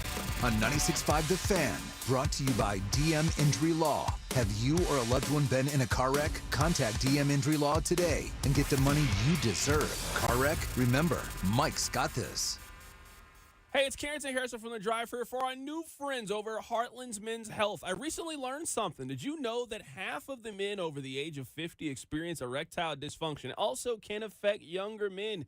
ED isn't just a medical issue. It can take a toll on your confidence and your relationships. And over at Heartland Men's Health, they believe that ED is treatable, and their expert team offers up solutions with a success rate that's over 90%. You can enjoy intimacy without the anxiety. Take back control. And for just $99, your initial visit includes a medical consultation, test, and even a test dose. And if it doesn't work, your visit is on the house. It's totally free. Men are getting back to enjoying a vibrant sex life just one day after their appointment with my friends over at Heartland's Men's Health, and that's what I want for you. Go stop by any one of the 3 area locations, Overland Park, Independence, and North Kansas City. Don't settle. Pick up the phone and call my friend at Heartland's Men's Health at 844-447-6600 or check out heartlandmenshealth.com. Get your life back today. Xfinity here. How can we help? Yeah, there are so many football games streaming this season. Can Xfinity Internet handle it? Oh, we know the game is only live once, so we built a network with all-pro speeds and low lag so you don't miss a snap. So I can yell, "He's open!" when he's actually open? Yeah, but the quarterback still can't hear you. Switch to Xfinity Internet and TV and enjoy instant access to your favorite live sports with the Xfinity Stream app. Actual speeds vary and not guaranteed. Streaming content limited to the U.S. Programming subject to change. Neighbors getting new roofs due to hail damage this year? Then you're a likely candidate for a new roof, too. Century Roofing, voted best roofing company in Johnson County 3 years straight, is giving back this holiday season. For all roof repair and replacement contracts signed before the end of the year, Century Roofing will donate a portion of proceeds to benefit Operation Breakthrough, which helps KC kids in need. Visit CenturyRoofingKC.com for an inspection today. That's CenturyRoofingKC.com. Century Roofing, trust the pillars of strength. Enjoy all the NFL action with a chance to win on FanDuel, America's #1 sportsbook. New customers can bet $5 and get $300 in bonus bets if you win a bet on this week's games. I like to check out the FanDuel squares. Maybe you haven't done that before. It's kind of what you're used to around the big game as well. If the last digit of each team's score matches your square, you win. They'll show you the odds right there. It is fantastic to play throughout the NFL season. All you got to do is just visit FanDuel.com/Alex to make every moment more this season. FanDuel, an official sportsbook partner of the NFL and 96.5 The Fan. 21 and present in Kansas. First online real money wager only. $5 first deposit required. Bonus is issued as non-withdrawable bonus bets, which expire 7 days after receipt. Restrictions apply. See terms at sportsbook.fanduel.com. FanDuel is offering online sports wagering in Kansas under an agreement with Kansas Star Casino, LLC.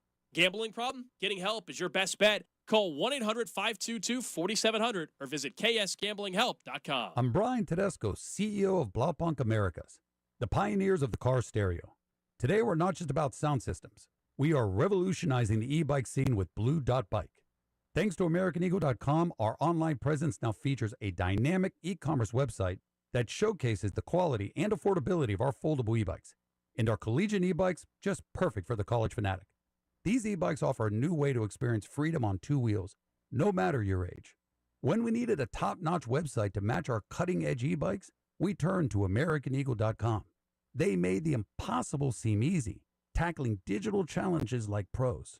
Check out the Blue Dot Bike website to see AmericanEagle.com's amazing work in action. Need the best in website and digital marketing solutions? AmericanEagle.com is your go-to. They've been a game changer for us, and they can be for you too. Visit AmericanEagle.com or call 877-WEB-NOW-1. That's 877-WEB-NOW-1. All right, gentlemen, this is Emmett Smith on behalf of Depend, and I've got the perfect play. Run straight to your doctor's office for a life-changing catch. Because when prostate cancer is caught early, it's up to 99% treatable, and one blood test might be all it takes. And now through November, Depend is donating to the Prostate Cancer Foundation for select purchases. Talk about a great play. From September 1st to November 30th, Depend is donating 40 cents to the Prostate Cancer Foundation for Depend Shield Guards RealFit products purchased in the U.S. up to a maximum of $300,000 void in Mississippi. Stop by O'Reilly Auto Parts for the power, performance, and reliability of a new Super Start battery. Visit O'ReillyAuto.com. O'Reilly Auto Parts. Hey, Total Wine & More has all your Halloween favorites at the totally lowest prices. Economical. Find what you love and love what you find. Only at Total Wine & More. Drink responsibly, B21. This report is brought to you by Flying H Drag Strip. Drag racing is back in Kansas City. FlyingHDragStrip.com. Kansas City Drag Racing is back. Join us for October at Flying H Drag Strip, October 25th and 26th, featuring pro mod cars, top dragsters, and quarter-mile drag racing. Plus, Night of Heroes, free entry for veterans with military ID. Get tickets now at FlyingHDragStrip.com. A real horsepower hangout. Here's traffic, brought to you by DM Injury Law. Have you or a loved one been in a car wreck? Contact DM Injury Law today and get the money you deserve. Car wreck? Remember, Mike's got this.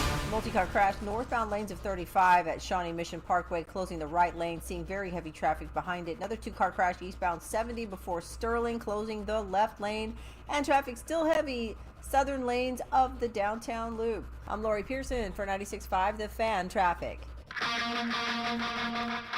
Chiefs fans, it's George Karlaftis. Welcome to The Drive with Carrington Harrison on your home for Chiefs football. 96.5 The Fan. Someone on the text line asked a really, really good question. Nate, do you think that the Chiefs will monitor DeAndre Hopkins' snaps to make sure that he is below 60%? So I pulled up the snap counts during the commercial break because I was genuinely curious. So Xavier Worthy has played in 63% of their snaps. Justin Watson has played in 58%. Juju is a little under 40%. So is Rashee Rice, but obviously we know the injury, so that is why his number is so low. I think they can do it and not purposely manipulate it, but they don't really have a whole lot of options. So you would just think that DeAndre Hopkins is going to be on the field a lot if he is healthy. Like if you're telling me D-Hop is not on the field over the course of the next 10 weeks, then what other 2-3 receivers are you putting in those scenarios if it's not him? So I actually think it's probably going to be a little difficult to try to keep him at 58% so you don't have that automatic trigger to get it to that 4th round pick. I just don't think they have enough other options in order to make it work. To answer the question, they should try to get away with it, right? They should try to continue to win games, but make sure he's at that Justin Watson 58, 59, 55% snap count. This season's a little wonky because the Titans, again, are bad. And he did have, the knee injury during training camp. So he's only played 47% of the Titan snaps. Now, given the importance of him following the trade, he will likely play more than that, I would assume, for the Chiefs. Now, I'm looking at his career logs. Yeah, man, he don't really come off the field. 72% when he had, over 1,000 yards last year, 88%, 83, 92, 97, 99, 98, 97, 97, 95. He a workhorse. Hey, you give, mad respect to DeAndre Hopkins just looking at his overall snap count, given the the responsibility he has for the offense and the fact that he, can give you touchdowns, be a nice red zone target. And yeah, he usually gives you about 1,000 yards per season. So they should try.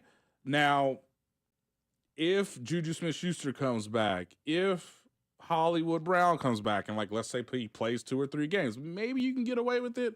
But I think that was why the negotiation took a little longer, even though they had agreed to the trade. I think, language is always interesting.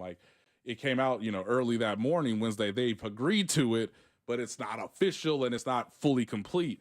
Well, I think part of the conditions for that pick is, hey, what are going to be the determinations for it? Hey, maybe he plays 80% of the snaps, but we don't make the Super Bowl. And so those are the back and forth arguments you're having on top of the negotiation of, hey man, we need y'all to eat some of this money, and how much are the Titans willing to eat, and how much does that play involved with the pick, and whether it's the condition it is right now or it elevates to a 4th round pick. So based on his history, he probably gonna play more than 60% of the snaps for the Chiefs, and then the question will become, will they make the Super Bowl or not? Was there any conversation in the locker room about the puppet this week? Yeah, did it come up with anybody you talked to? No. No, but everybody understands what's about to take place. I can't imagine the amount of zero blitzes, the amount of trick plays, I think the Chiefs they're going to try to play action, open it up, throw it over the top of the Raiders' heads. Good luck, guys. It's bad. I will always remember, though, that it was George Karlaftis that was talking with Alex and Cody, right? After one of the practices. This might have been the day that it might have been the day after the video came out, because obviously the Chiefs practiced early in the day, and based on logistics, the Raiders practiced later that day, and then the video came out after their practice, and the encouragement of the fans for you don't have to put the puppet in your hand. Okay, all right, your prerogative, my guy. He's also a rookie. Give them slack. They're not going to. It tells me everything I needed to know about this was how quickly the other Raiders started to apologize. Yep. All of them. Yes. The coach was like, it's been handled. Everybody over there. Antonio Pierce was like, no, it's been handled. It reminded me of a Jordan story. There's the one story, and you probably have seen it before, where J.R. Ryder tells the story of how Kevin Garnett was talking trash to Michael Jordan. Yes. And he just got Mike all fired up, and then Mike just was Michael Jordan after that story. That's what the story reminded me of. I made the analogy to Rob earlier. Rob could be wrong about something, but I'm going to ride with Rob because we on the same show. You my boy. I'm going to ride with you. Yeah. If I publicly come out and say, hey, Rob, that ain't got nothing to do with me. You messed up. Right. Your that's head your coach came out here and was like, hey, we don't condone this as the Las Vegas Raiders. We got nothing but respect for that man. That's how you know you messed up. You did something wrong. Right. So, again, the day after this video gets put out, George Karlaftis was on with Cody and Alex and basically said, oh, yeah, we know the dates. The dates of the game? Dog, it's like early August, and it's miserable. It's training camp. It's supposed to be hard. He's like, no, we ain't gonna forget. No, we know it. October 27th. It's like, okay. I told him earlier, I said, if you're Andy, he don't even play on offense, Carrington. You only got to show the team 2 things this week. I go on YouTube and I show them the highlights of the last time that you played this team. Yep. It was bad. It was real bad. It was bad. It was embarrassing. And I would show them that 15-second clip of that player disrespecting you guys' quarterback. You don't got to say anything else. You don't have to give some motivational speech. Hell no. I want to show you the last time you played this team and how embarrassing you guys were, and we are not going to let them do that to us again. And we coming into their house, and we're just hey, no breaks. Hey, sometimes you get up 20. Hey, hell, sometimes Andy gets up 10, and he's like, put the plays away. Put the real plays away. Let's just manage the clock. Work on some things here and there that might be useful later in the season. I don't know, man. They might be up 17. They still asking Pat to sling it 25 yards down the field. This definitely has. I think it was against the Raiders. They did that little ring around the rosy play. This game has that kind of energy. Oh, for this sure. This has trick play in the red zone. We want you guys to know about it. And I wouldn't be surprised if Pat either throws a touchdown or runs it in and makes a clear reference that everybody knows. I heard what you guys said. Don't ever do that again. Yep. And, it's a real rivalry, guys. I mean, give credit to Antonio Pierce. The viability of his job was on the line Christmas Day, and he got those dudes hyped to play for him. So he deserves a ton of credit, and the rivalry's back on. Like, it's great. Like, hey, everybody remembers what happens on Christmas Day. Hey, you get to be the team that says we were the last team to beat the champs. That's true. And now the champs coming into your house, and it's not going to be pretty, man. They're so bad. I get the sense, too, that Andy Reid, one of the best photos, if you can find it, is when the Raiders came here. This was, 2015, 2016? Andy Reid got that stare down of Jack Del Rio and said, okay, you thought we were soft out here in the streets. God, what is he going to do to Antonio Pierce in the middle of the field after this game? That is our guy, Nate Taylor, joining us on the show today. He is about to go to Vegas for Chiefs and Raiders. The last time you were there, the Chiefs won the Super Bowl, man. I'm sure this is going to be a great trip. Yes, this is an NFL.com headline. Jack Del Rio in 2016, quote, nothing personal between me and Andy Reid. Sure, Jack. That's not how Andy Reid felt that day. Yeah, no, that is definitely not it. Coming up on the other side, we'll get to the top stories of the day. Keep it right here. It's The Drive on 96.5 The Fan. The Drive with Carrington Harrison on your home for Kansas City sports. 96.5 The Fan. Brought to you by DM Injury Law. Have you or a loved one been in a car wreck? Contact DM Injury Law today and get the money you deserve. Car wreck? Remember, Mike's got this. Here's traffic, brought to you by DM Injury Law. Have you or a loved one been in a car wreck? Contact DM Injury Law today and get the money you deserve. Car wreck? Remember, Mike's got this. Looking at a two-car crash eastbound 70 before Sterling, closing the left lane. Traffic very heavy on those eastbound 70 lanes all the way before 435, and heavy along the southern lanes of the downtown loop.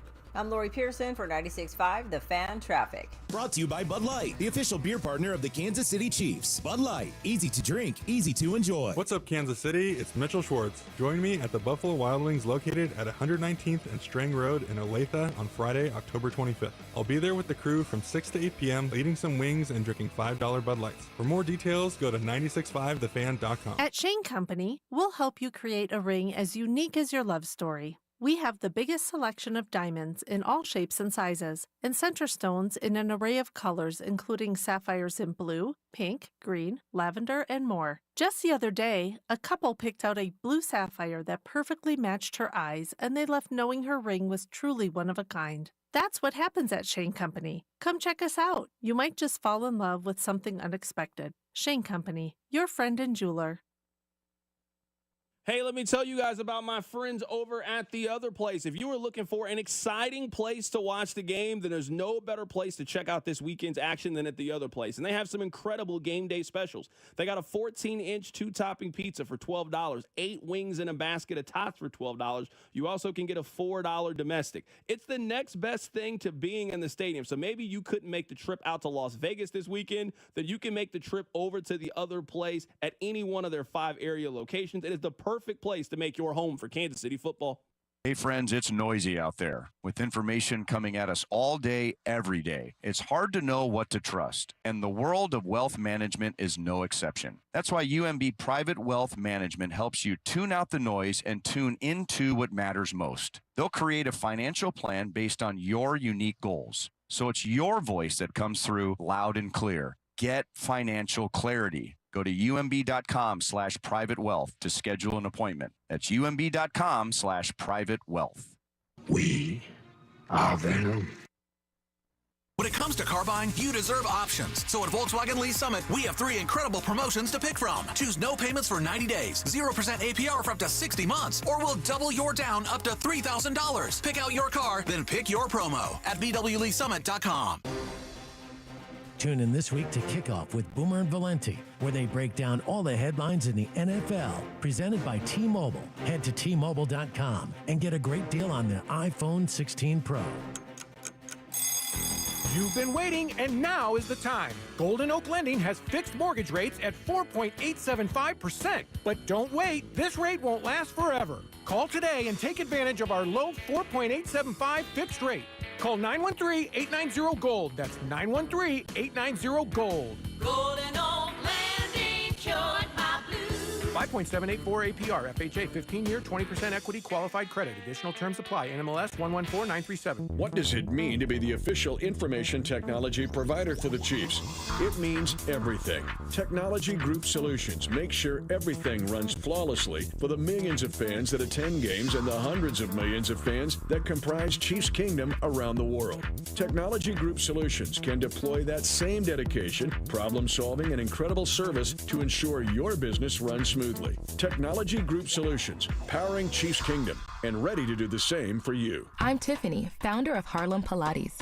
When I couldn't find Pilates in my neighborhood, I started a studio from my studio apartment. Chase Inc. helped me grow from 1 Pilates studio to 3. Because when you start small, you're going to need some big help. With the Chase Inc. Business Cash Card, you can earn up to 5% cash back on business essentials, so your business can go from here to possible. Chase for Business. Make more what's yours. Real business owner compensated for their participation. Cards issued by J.P. Morgan Chase Bank, N.A. member FDIC, subject to credit approval. Terms apply. Want to keep your gas-powered engines running like new?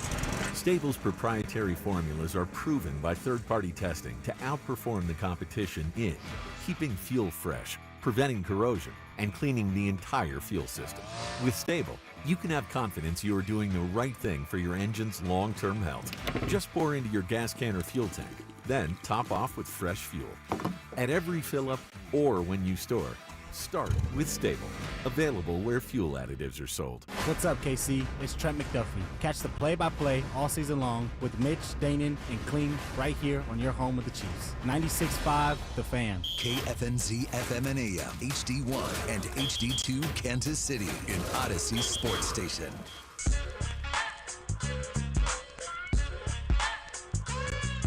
Congratulations on getting through your 9 to 5. Thank you so much for listening. It is The Drive on 96.5 The Fan, 96.5thefan.com, and also the Odyssey app. All right, Rob, I'm going to call a little bit of an audible here.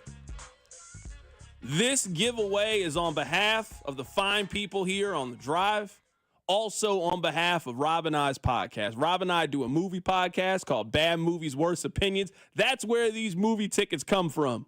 We got tickets for you to take your lady, take your kid, your nephew, I don't care who you take, to go see Venom. Have we determined which Venom movie this is? This the second one? This the third one? This is the third Venom. Can never have too many Venoms. This is Venom 3. So I'm going to play a sounder. We're going to give the tickets away right now. Just that's the kind of energy I'm on to kick off a Red Friday. We still got some more tickets, right, Rob? We still got a couple more to give away. We're giving them away. 96.5 The Fan. I'm going to play this here. Be caller number 6. Rob is going to give you tickets. If Rob does not pick up the phone and tell you you are the winner, then you are not the winner. That's how this works. We are Venom. So hopefully whoever wins those tickets, I hope you enjoy the movie. I hope it's everything you want Venom to be. I hope you enjoyed Venom 1 and Venom 2. I also hope that you download our podcast, Bad Movies, Worst Opinions, and I hope that you enjoy the movie. And I hope that, Rob, this is not a movie that you and I are reviewing on our podcast because it didn't do so hot. I think Venom 1 and 2 technically register for the podcast. So you're telling me there's a chance this movie's also not good. But the tickets, I'm looking at the physicals right now over here on my desk. They're for IMAX, so you can't have a bad time in IMAX. Yeah, man. Yeah, no, that's, that's, I hope you go see Venom. Take your kid, take your nephew, take your niece, go see Venom in theaters. Also, check out our podcast. All right, this is where I would like to start the show today. Rob, can you cut the Hondo Carpenter, what he had to say about the puppet incident? Can you cut that? I apologize for not saying that earlier in the show.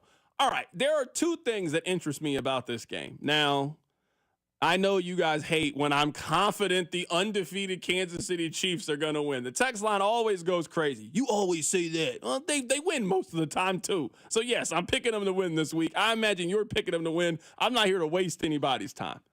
There's only two things that interest me about this game. There's only two. Number one, you guys remember the whole puppet incident from earlier in the year. For those of you that don't remember, there was a Raiders fan that brought a Kermit the Frog Chiefs puppet to the game, to the practice. He handed it to a rookie. The rookie makes a video. This is what it sounded like. I'm here. I'm here. I'm here.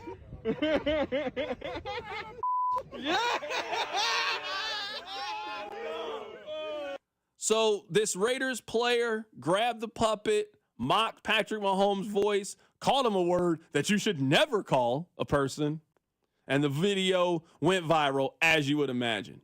That video got to the Chiefs real quick. Patrick Mahomes was asked about this video. This was on July 26th, earlier this year. Here's what Patrick Mahomes had to say about that video. Yeah, I mean, it's still early in the year. Kind of stuff like that happens. It'll get handled when it gets handled. Not really, honestly. Everybody kind of just lets me play. I mean, they know how I am, so they don't need to send me anything to keep me motivated. They know how I am. It will be handled when it's time to be handled. You know when it's time to do the handling? Sunday, 3:25. That's when it's time to do the handling. In their stadium, in their building, in front of their fans, and majority of your fans too. That's when it's time to do the handling. Here's Andy Reid. Here's what he had to say about the puppet video. Patrick Mahomes got some fuel to the fire recently with the Raiders and a puppet and some other things out there. I know last year he was kind of searching for some things to fire him up, and he found them. Is it a smart idea to fire up Patrick Mahomes? Yeah, I'd probably say not. We don't spend a lot of time here with puppets. All right. There's this story, and I encourage you to watch it. It's Kevin Garnett. He's telling this story. He's telling the story about the first time he went against Michael Jordan. Now, Kevin Garnett is from South Carolina, but he moved to Chicago for his senior year. I don't want to give you the entire Kevin Garnett backstory, but that's important. So he had a lot of family that was there. You guys know Kevin Garnett. He's a really excitable individual. So he's starting to go back and forth with Michael Jordan heading into the fourth quarter. And there was a rookie there. His name was J.R. Ryder. And the rookie kind of tapped Kevin Garnett like, yo, what are you doing? That's not what we do here. The opposing player apologizes to Michael Jordan in the middle of the game and says, Mike, he young, he doesn't know. Kevin Garnett keeps going on. I don't care about that. Okay. He then says Michael Jordan then scored 30 points in the fourth quarter, and the Timberwolves got ran off the court. And Kevin Garnett at that moment learned, I shouldn't talk like that to Michael Jordan. That's kind of what I think is about to happen on Sunday. We know enough about Patrick to know that these are things that he keeps a mental Rolodex for. And if there's one team that I know is going to get the Chiefs' full attention, it's going to be the last team that beat them. Think about how long it's been since the Chiefs have lost. We are about to celebrate Halloween this weekend and this week. The Chiefs have not lost a game from Christmas of last year up until Halloween. They have gone a very long time without feeling defeat. This is the team that beat them. You guys know the picture.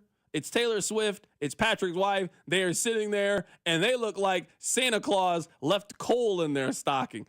It was a miserable day. You think that team that did that to the Chiefs and also made fun of their starting quarterback, you think the Kansas City Chiefs are going to let that slide and let them get away with that? Probably not. Now, I want to play for you guys what Hondo Carpenter had to say, and I want to tell you before I play this that I got nothing but respect for Hondo Carpenter. He is one of our Raiders guys. He is misremembering the Kermit the Frog video. Here's Hondo Carpenter. Well, first of all, I want to address it because I was right there. It was not a player who was mocking, and I want to explain what happened. It was a rookie named Trey Taylor. And a fan who didn't know anything about the Raiders Chiefs, he didn't know anything about that being a Patrick Mahomes, A fan hands him a Kansas City Chief pup, and of course he saw it was a Chief. I'm not pretending he didn't, but he didn't know it was a shot at Patrick, and the kid felt like crap. And everyone on the team was like, listen, that's not us. We hold Patrick in great respect. And so, yeah, it happened, and if I was the Chiefs, I would absolutely be talking about it. But just so you know, putting it in perspective and reality, I mean, the kid felt literally like crap about it. And AP came out and addressed it and said, that's not who we are. It isn't what we meant. It was a rookie that didn't get it. And, you know, a lot of people went after the fan. What are you doing? Why are you giving that to a rookie? The Chiefs are talking about it. They should, but I can tell you there is nothing but respect in this building where I'm at right now than anything else for the Chiefs. It should happen. If I was the Chiefs, I would be playing that thing every day, all day. But in perspective, I wanted to give you what really happened. Again, I got nothing but respect for Hondo. I really do. I like Hondo a lot. That's not what the video says, though. Sure, maybe there is a time in which the player didn't know that the puppet was wearing a Patrick Mahomes jersey. He then puts it on, and then he starts to mock Patrick Mahomes' voice. He starts to mock his voice. We all know the I'm here is the Patrick Mahomes meme. I'm just not buying the defensive I didn't know. And how quickly his teammates came out and distanced themselves from the comments. Also, tell me everything I need to know. And that ain't got nothing to do with me. He said that. I didn't say that. That's not what we do here. I'm not rolling with he's a young kid that didn't know. Nah, he knew. And now it's time to get that lesson. That's part 2 of all of this. To know that you shouldn't do this anymore. I think the Chiefs are going to comfortably win this game. And I think on Monday, it will be noticeable that the Chiefs have responded to this in some kind of way. Whether it is a trick play at a moment in which, you want to try to embarrass the Raiders, or a player makes a hand motion or a gesture or something of it. I just don't think that, remember that line from The Wire that the crown ain't worth much if the person that wears it always gets his stuff taken? Remember that line in The Wire? Part of being the king is you got to let all the other gestures and serfs know that you are the best. And one of those individuals got out of line. You need to let it know that's not what you do to the best team in the league. And football is usually a place that you either display that physically, like you were just a more physical, imposing team, or you run a trick play against them in a moment that you shouldn't. We've all seen those games before. We do a ring around the rosy, we score a touchdown to go up 31-10, and we kind of let you know that you had that one coming. That's just what I think is about to happen in Sunday's game against the Raiders. I largely think this because the Raiders just don't really have many pieces to kind of fight back with Kansas City. Like, if you look at their team right now, this is a team that Gardner Minshew is their starting quarterback. And I like Gardner Minshew, but he's a backup quarterback in the league. He has 4 touchdowns and 8 interceptions this season. He has a 73 quarterback rating. Now, some of that is because they can't really run the football. Alexander Madison is their number 1 running back. He's averaging 3.6 yards per carry. Zamir White, I believe he's injured for this game. He was averaging 3.2 yards per carry and hadn't scored a touchdown so far this season. Rob, to let you know how bad Zamir White was, he had 52 carries and 3 of them went for a first down. He was terrible this year. So we're talking about a team that can't really run the football successfully, and they have one decent pass catching option, which is Brock Bowers. Brock Bowers is exactly what we thought he was going to be. He was a very good tight end in college at Georgia. He has been a very good tight end in the NFL for the Las Vegas Raiders. That's kind of it. I mean, Jacoby Myers is fine. They got Trey Tucker, DJ Turner. They just got a lot of guys that are not good.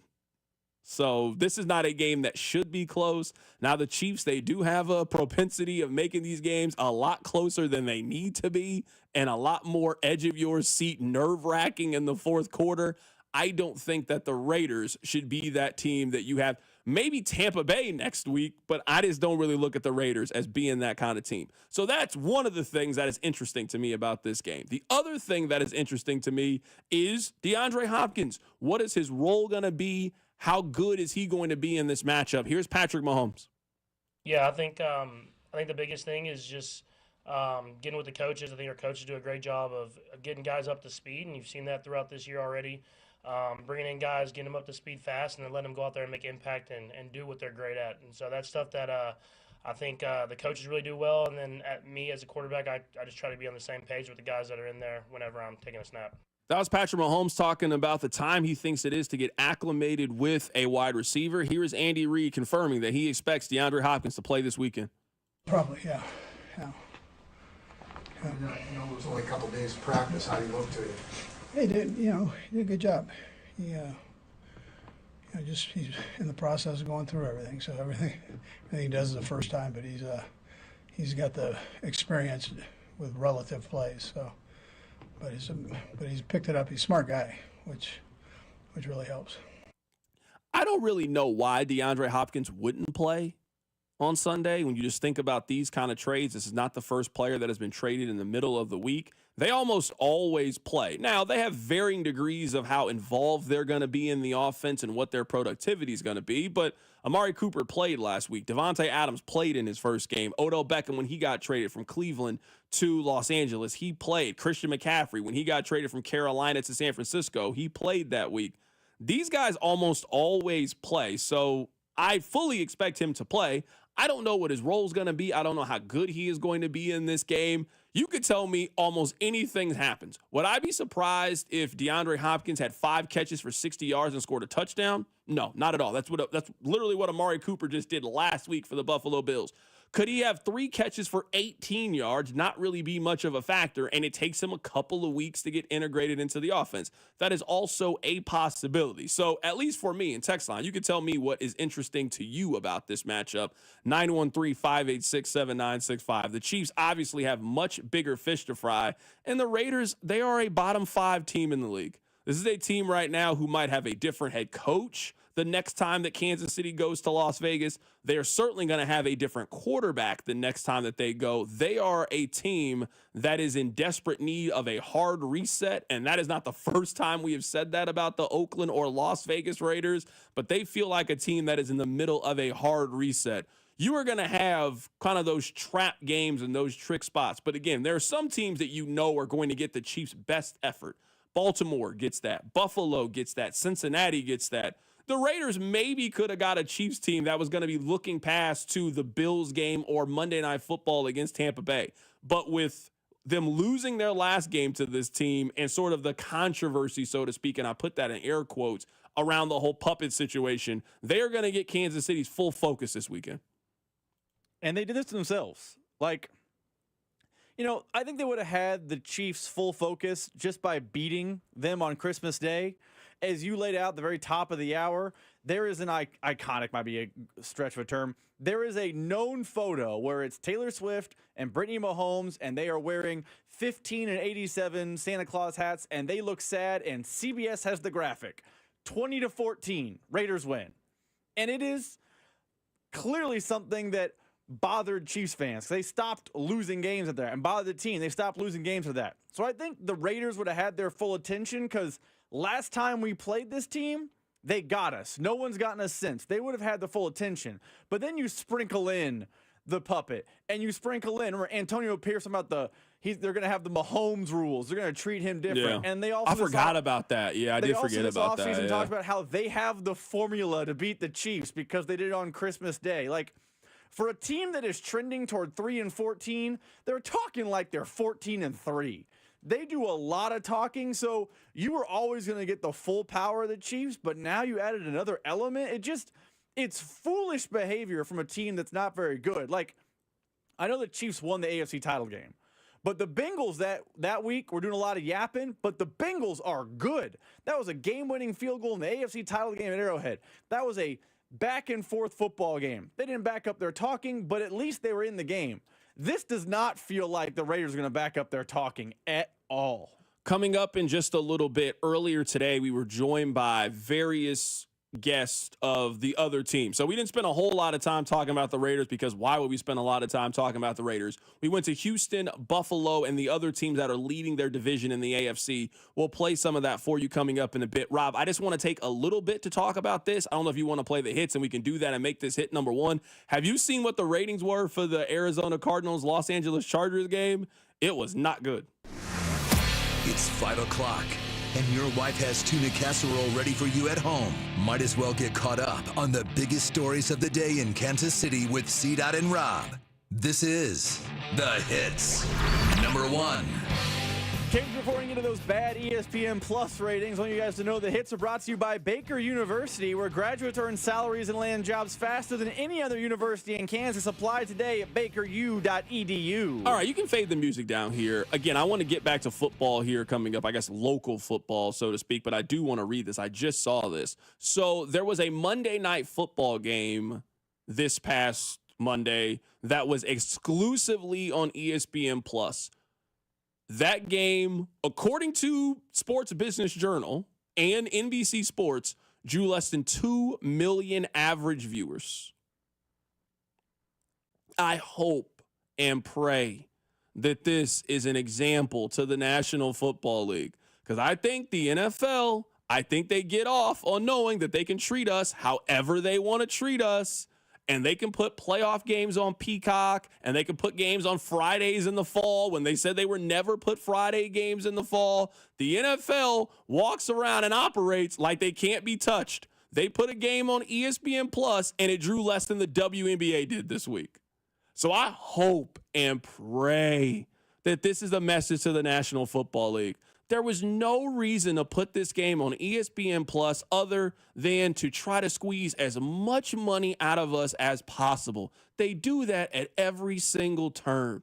They put Thursday Night Football on Amazon Prime. They charge $300 for NFL Sunday Ticket. They put NFL playoff games on Peacock. The NFL tries every single turn to take money out of our pocket. But putting Arizona and the Chargers on ESPN Plus was the ultimate, we can do whatever. You guys will watch it. You guys will gamble on it. You guys will play fantasy football. We can do whatever we want to do. They got less than 2 million people to watch it. So I hope and pray, I really do, that this is a lesson to the NFL. Stop. There was no reason why they couldn't have put that game on ABC. You know what they put on ABC? They had a simulcast of Bucks and Ravens. So the game was playing on ESPN. It was also playing on ABC, and they had a whole other game on ESPN Plus that you had to pay to watch. Stop doing this. And I know we let them off because the NFL is king and they're more popular than all the other sports leagues. The NFL, they just get away with stuff that none of the other leagues can do. We never call them out on it. We never call them out on it. Yesterday, we saw the most obvious penalty that happened right in front of the official. Goes uncalled. Nothing happens. Don't care. I'm sorry. Just billions of dollars are being gambled on these games. They miss calls right in front of your face. Nothing happens. I hate it. I'm sick of it. I'm happy that this happened to the NFL. I'm happy their little experiment failed with Arizona and Los Angeles. Hopefully they never do this again, Rob. They probably will, but I certainly hope that they do. Here's my question. And maybe this comes from, the fact we did the show all summer and fans were jaded about Bally's and the Royal stuff and all that stuff. But here's my question. Are fans ever going to fight back against this? Because I would say that them getting 1.8 million people to watch it and it being the least viewed NFL game since 2008 is a form of fighting back. But it's a form of fighting back. It's not enough to stop the NFL from continuing to do this. No, they're not going to figure out another way. They're going to find a new and exciting way to get behind a paywall. And by the way, they have a paywall game every week with Amazon. Amazon doesn't announce the ratings, so we don't know, but Netflix is getting a game this year. Chiefs fans, you don't have Netflix, by the way? You don't get to watch on Christmas Day. Now, maybe 41 is doing it, but that's on Netflix, just so you know. There's going to be a playoff game last year on Peacock. I'm betting another playoff game is on a streaming service this year. I get told all the time about how baseball and the NBA and college sports are all doing it wrong because they're behind a paywall and, they're playing too often and there's too many games, blah, blah. The NFL is doing all those things, and fans just rave, and they just consume. Does the bubble ever burst? Do fans ever say, hold on, screw you, Netflix, no thanks, I'm not doing this? Or is it just the NFL can never do any wrong, and they can play games on Tuesday, Wednesday, Thursday, Friday, behind paywalls on HBO Max, and fans just gonna be like, hey, we love football, so that's the path. Yeah, I think the play is just going to be, you got to give us better games. If they had put a decent game on there, probably would have done well. Like when they did the Peacock exclusive game earlier this year for the first Friday game, it was the Packers and the Eagles. Sure, all right, you can generate this. But for far too long, we've let them on Thursday Night Football give us Panthers and Steelers. No, I'm not watching that nonsense. I'm sorry, I'm not watching it. No, I'm out. I did not turn this game on. I did watch it a little bit. I watched it on. I did take a little bit of personal. I didn't pull up on ESPN Plus. I pulled it up on one of the sites. I wasn't contributing to that. I did want to see it then because I had the Chargers on the money line, so I did watch a little bit of it. I did watch a smidgens of it. I did watch a teeny tiny bit of it. Just the end though. That was it. I took a stand. All right, real stand. I watched. I logged in. Hold on. Watching it on Stream East I didn't contribute to the ratings here. I took a stand. I took a stand and watched it on Stream East. You know, fans will just keep gambling on it, so who cares? Yeah, well, I gambled on it, so I had to watch. I did gamble on it. Yeah, I did. I never said that I was perfect. I'm also part of the problem. I acknowledge that. I'm part of the problem. But I at least had to take a stance here. No, I didn't buy your CD. I pirated your CD. No, it's different. I heard it. I just didn't pay for it. All right, coming up on the other side, Rob, let's talk about your favorite team, KU. They play K-State this weekend. We'll also take a quick trip to Buffalo, Baltimore, and Houston, the three other teams that are leading their division in the AFC. Keep it right here, so drive. The Drive with Carrington Harrison on your new home for Chiefs football. 96.5, The Fan, brought to you by DM Injury Law. Have you or a loved one been in a car wreck? Contact DM Injury Law today and get the money you deserve. Car wreck? Remember, Mike's got this. This is one of my favorite times of the sports calendar where we have so many great sports all going at the same time. This NBA season, you can make every pass, every play, every point mean more with FanDuel, America's #1 sportsbook app. Check out newer bets like number of dunks, assists, or three-pointers in the next 3 minutes. It doesn't matter if you tap into FanDuel before the game or after the game is already tipped off. You can always place a wager on the NBA. What I like to do is I like to do points, rebounds, and assists. Let's say you think LeBron is going to have a good day. Bet big for a big payoff. All you need to do is visit FanDuel.com/CDOT. Use my promo code for your chance to score $300 in bonus bets. FanDuel, an official sportsbook partner of the NBA, and also 96.5 The Fan. 21 and present in Kansas. First online real money wager only. $5 first deposit required. Bonus issue is non-withdrawable bonus bets which expire 7 days after restrictions apply. See terms at sportsbook.fanduel.com. FanDuel is offering online sports wagering in Kansas under agreement with Kansas Star Casino, LLC. Gambling problem? Can help with your best bet. Call 1-800-522-4700. Visit ksgamblinghelp.com. Arvest Bank, believing in the power of serving others. Arvest Bank believes in the power of serving others. That's why we're committed to supporting those who serve our communities. We believe that all communities deserve a financial partner who cares. Arvest, we believe. Right now, 38 states allow for sports betting, including 7 of Missouri's neighboring states. Amendment 2 gives Missouri sports fans the freedom to bet on games too, and that will generate over $100 million for our schools without raising property taxes. Amendment 2 is endorsed by the Chiefs, Cardinals, Royals, Blues, and Missouri's 2 professional soccer teams, the KC Current and St. Louis City. These days, Republicans and Democrats don't agree on much, but the Republican and Democratic candidates for governor are both supporting Amendment 2 because it means more money for education. Amendment 2 isn't like the lottery. There's a strong constitutional guarantee. The new money from sports betting will go to our schools. $100 million for education without raising property taxes. Amendment 2 is endorsed by the St. Louis Post-Dispatch and the Kansas City Star. Vote yes on 2. Paid for by Winning for Missouri Education. Mike Pridmore, Treasurer. Men, this is Jeff for Heartland Men's Health.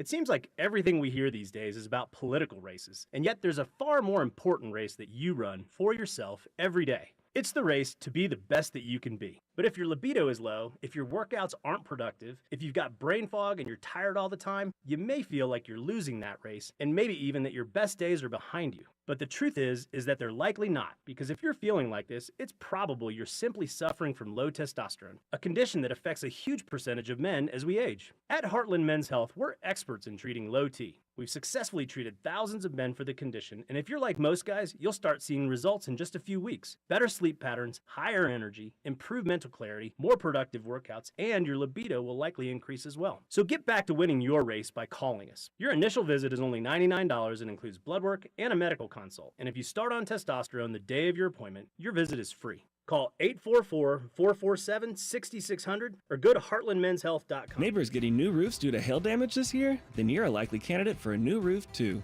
Century Roofing, voted best roofing company in Johnson County 3 years straight, is giving back this holiday season. For all roof repair and replacement contracts signed before the end of the year, Century Roofing will donate a portion of proceeds to benefit Operation Breakthrough, which helps KC kids in need. Visit CenturyRoofingKC.com for an inspection today. That's CenturyRoofingKC.com. Century Roofing, trust the pillars of strength. When something happens to your kitchen, you might say, "This is ludicrous." but that won't fix your home. That will only get you the rapper, Ludacris. Having trouble? Don't panic.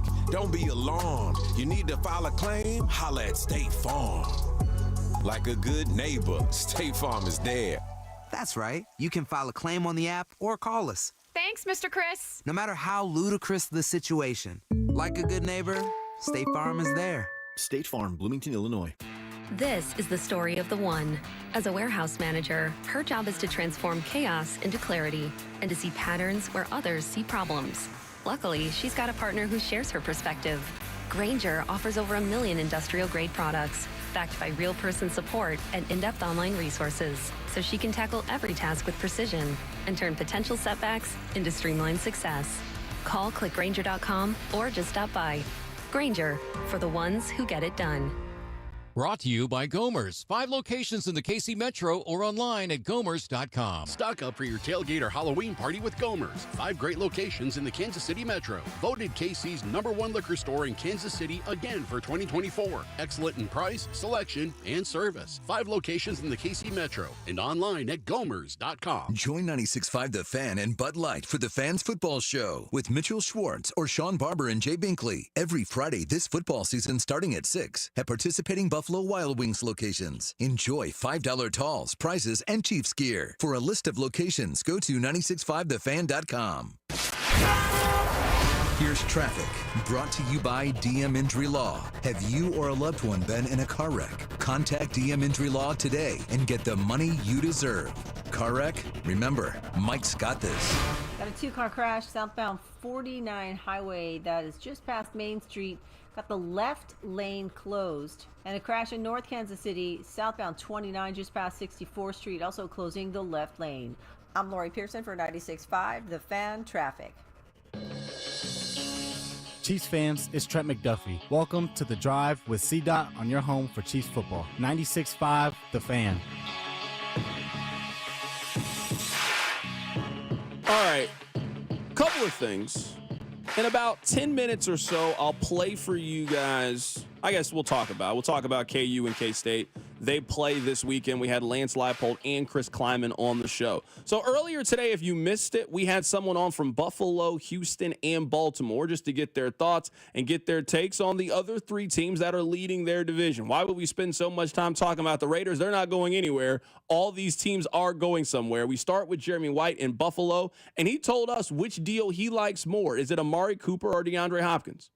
I think I'd rather have Cooper for the Bills, like for what the Bills really, really needed in the specific player that they needed. Compensation-wise, what the Bills gave up, a little bit less than a third-round pick. Good with that. Money is cheap, and maybe they extend him past this. So, like the Cooper idea, just fine, happy with it. And, I think it's a good fit. What was you guys' take on your morning show about the Chiefs trade? Well, it's funny, Carrington. We've talked a million times. You know how Bills fans feel about the Chiefs. like they can beat the Chiefs, but they don't beat them when it actually matters the most. So it's a little bit, the comparison I made was, I'm already in a swimming pool and spraying me with a hose. I'm already wet. I don't care. So whatever the Chiefs get on offense, like, fine, great. Congratulations. The playoffs are what's going to define this team. Bills fans feel like they should have beaten the Chiefs last year when the Chiefs offense was down. And if it's down again, the Chiefs could finish 32nd on offense. And when that game comes in the playoffs, that's the only thing that's going to matter. So it's definitely good for the Chiefs. I think everybody here acknowledges that. But at the same time, it's all talk until they actually meet in January, and the Bills, if they ever are going to, actually get the job done. Looking at the schedule right now for Buffalo, these are their wins: Arizona, Miami, Jacksonville, the Jets, and Tennessee. And they lost their 2 games against good teams. Do you have any questions about this Buffalo team? Because we saw them go up against some of the big dogs in the AFC, and they lost both of those games. Not at all. I mean, there are a couple of sad sack Bills fans that want to compare this Bills team to last year's Dolphins, right, who they don't beat any playoff teams. But the reality is the Bills have a resume. Josh Allen has a resume over 7 years of beating lots and lots of playoff teams. So I don't think it's exactly an incomplete team that's flawed because they haven't beaten anybody good. They easily could have beaten Houston. They had a terrible day that day and nearly came out and stole it. Against Baltimore, game script goes sideways. A rematch, they'd be underdogs, but we'll see.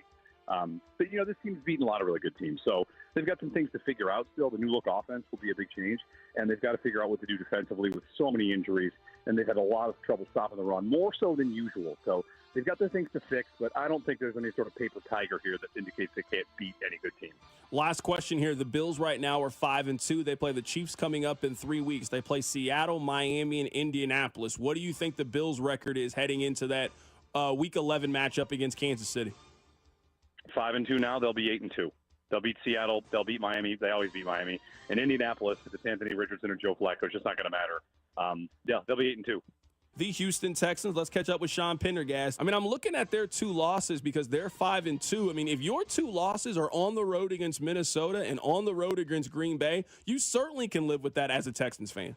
You can. It's but and yet it's strange because the 5 wins that the Texans have had, if you were to look at those, they beat the Patriots like a drum, which a lot of teams have done this year. But the other 4 wins all came down to the final possession against the Bills, against the Jaguars, against the Bears, against the Colts in Week 1.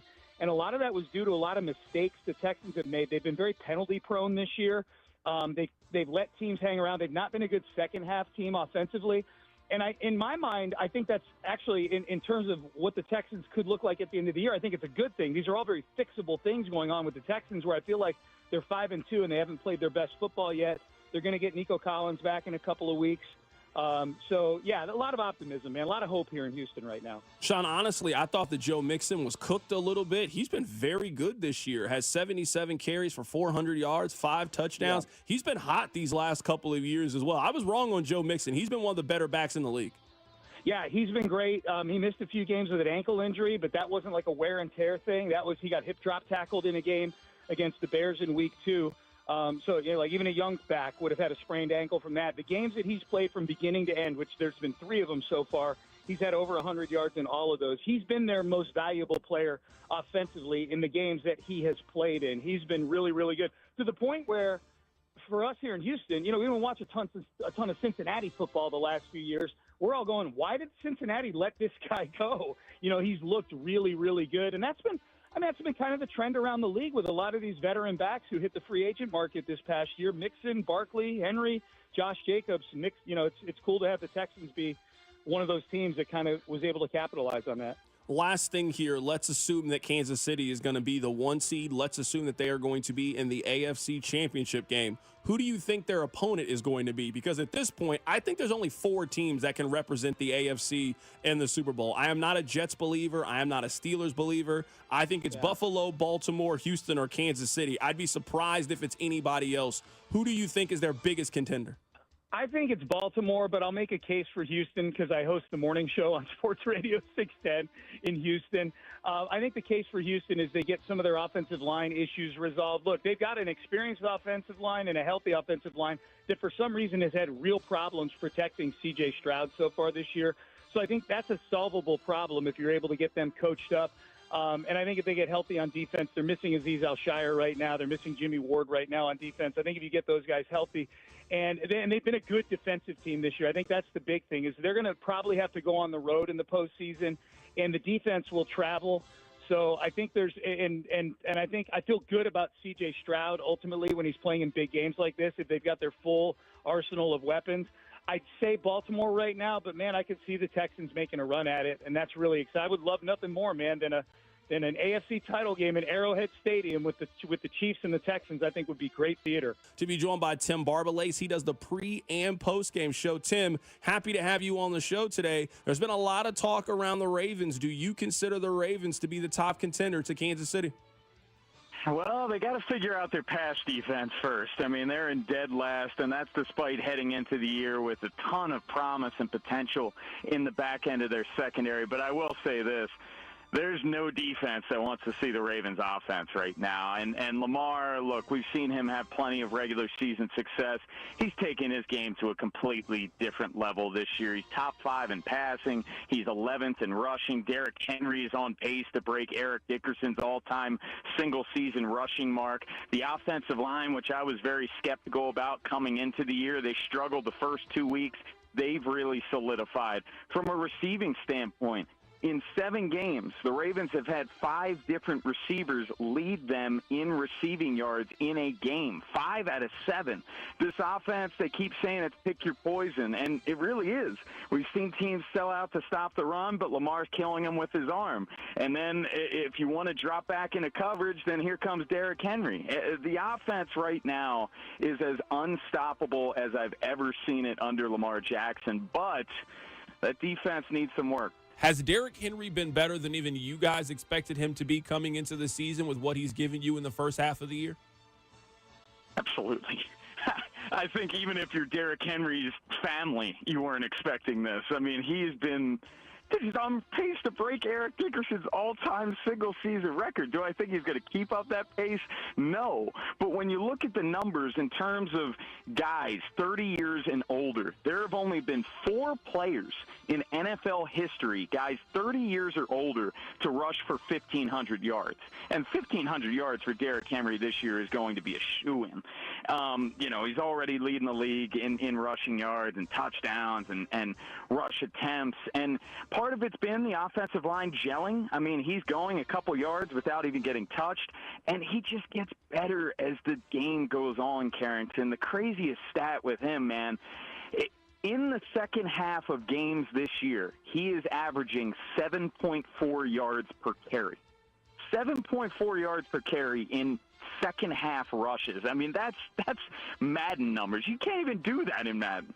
Tim, what has been the Baltimore fan reaction to Kansas City grabbing DeAndre Hopkins over these last couple of days? I don't want to say it's a huge reaction. I think Ravens fans are kind of just focused on their own right now, to be honest with you. We know the Chiefs already won week 1 against the Ravens. It's a much different Ravens team. Since then, the offense has really gelled, but Ravens kind of just focused on their own at this point, on who they could add at the trade deadline in terms of edge rusher, in terms of maybe inside linebacker. Could they get some safety help? But look, I mean, the Chiefs, they've been banged up at wide receiver this year. Rashee Rice, he's done for the year. Marquise Brown is yet to debut for them. Juju Smith-Schuster is out this week. Is this the DeAndre Hopkins of 4 years ago? No, but I think it's a deal that makes a ton of sense for them to make, and someone who is going to provide an impact, and you know he's not going to drop the ball. That was Tim Barbalace of the Baltimore pre- and post-game show. He's with 105.7 The Fan. Coming up on the other side, we'll give you a Sunday six-pack. I'll give you my official predictions to the Chiefs game as well. Keep it right here. It's The Drive. The Drive with Carrington Harrison on your new home for Royals baseball. 96.5 The Fan. Brought to you by DM Injury Law. Have you or a loved one been in a car wreck? Contact DM Injury Law today and get the money you deserve. Car wreck? Remember, Mike's got this. Hey, let me tell you guys about my friends over at The Other Place. If you are looking for an exciting place to watch the game, then there's no better place to check out this weekend's action than at The Other Place. And they have some incredible game day specials. They got a 14-inch two-topping pizza for $12, 8 wings in a basket of tots for $12. You also can get a $4 domestic. It's the next best thing to being in the stadium. So maybe you couldn't make the trip out to Las Vegas this weekend, then you can make the trip over to The Other Place at any one of their 5 area locations. It is the perfect place to make your home for Kansas City football. I'm Tiffany, founder of Harlem Pilates. When I couldn't find Pilates in my neighborhood, I started a studio from my studio apartment. Chase Inc. helped me grow from 1 Pilates studio to 3. Because when you start small, you're going to need some big help. With the Chase Inc. Business Cash Card, you can earn up to 5% cash back on business essentials, so your business can go from here to possible. Chase for business. Make more what's yours. Real business owner compensated for their participation. Cards issued by J.P. Morgan Chase Bank, N.A. member FDIC, subject to credit approval. Terms apply. Many of us are looking forward to retirement. But when it's time to tap into your savings, do you know how long your money will last? Make a game plan for your retirement income distribution from UMB Private Wealth. They'll create a custom strategy for you to help make your hard-earned retirement savings last. Just go to umb.com/privatewealth to schedule your personal appointment. That's umb.com/privatewealth. What's up, Kansas City? It's Mitchell Schwartz. You know, there's nothing easier to enjoy than watching the Chiefs with some wings and an ice-cold Bud Light. And Buffalo Wild Wings is serving up both for every game, all season long. Join me at the Buffalo Wild Wings located at 119th and Strang Road in Olathe on Friday, October 25th. I'll be there with the crew from 6 to 8 p.m. celebrating the back-to-back Super Bowl champs while eating some wings and drinking $5 Bud Lights. Nothing easier to enjoy than that. Bud Light. Easy to drink, easy to enjoy. For more details, go to 965thefan.com. Enjoy responsibly. Anheuser-Busch Bud Light Beer, St. Louis, Missouri. Hey, it's Rex here with RexBuysKC.com, your local KC home buyer. If you own a property in the Kansas City or surrounding area and want to sell it fast and at a fair price, write this number down, 816-330-6000. I'm a private real estate investor, not some hedge fund or large national chain. My family and I live right here in KC. I can pay cash and close on your timeline, even in as little as 3 days. Here at RexBuysKC.com, we're improving Kansas City one house at a time. I buy inherited houses, vacant houses, foreclosure houses, behind in payment houses, my tenant won't pay the rent houses, and properties that need complete rehabs. Do you own a house that's trashed and needs thousands of dollars in repairs? Great. If you own a house and want to sell it fast, call me at this number, 816-330-6000. That's 816-330-6000. Or go to RexBuysKC.com. That's RexBuysKC.com. And I look forward to working with you. A Gain Scent Bead story.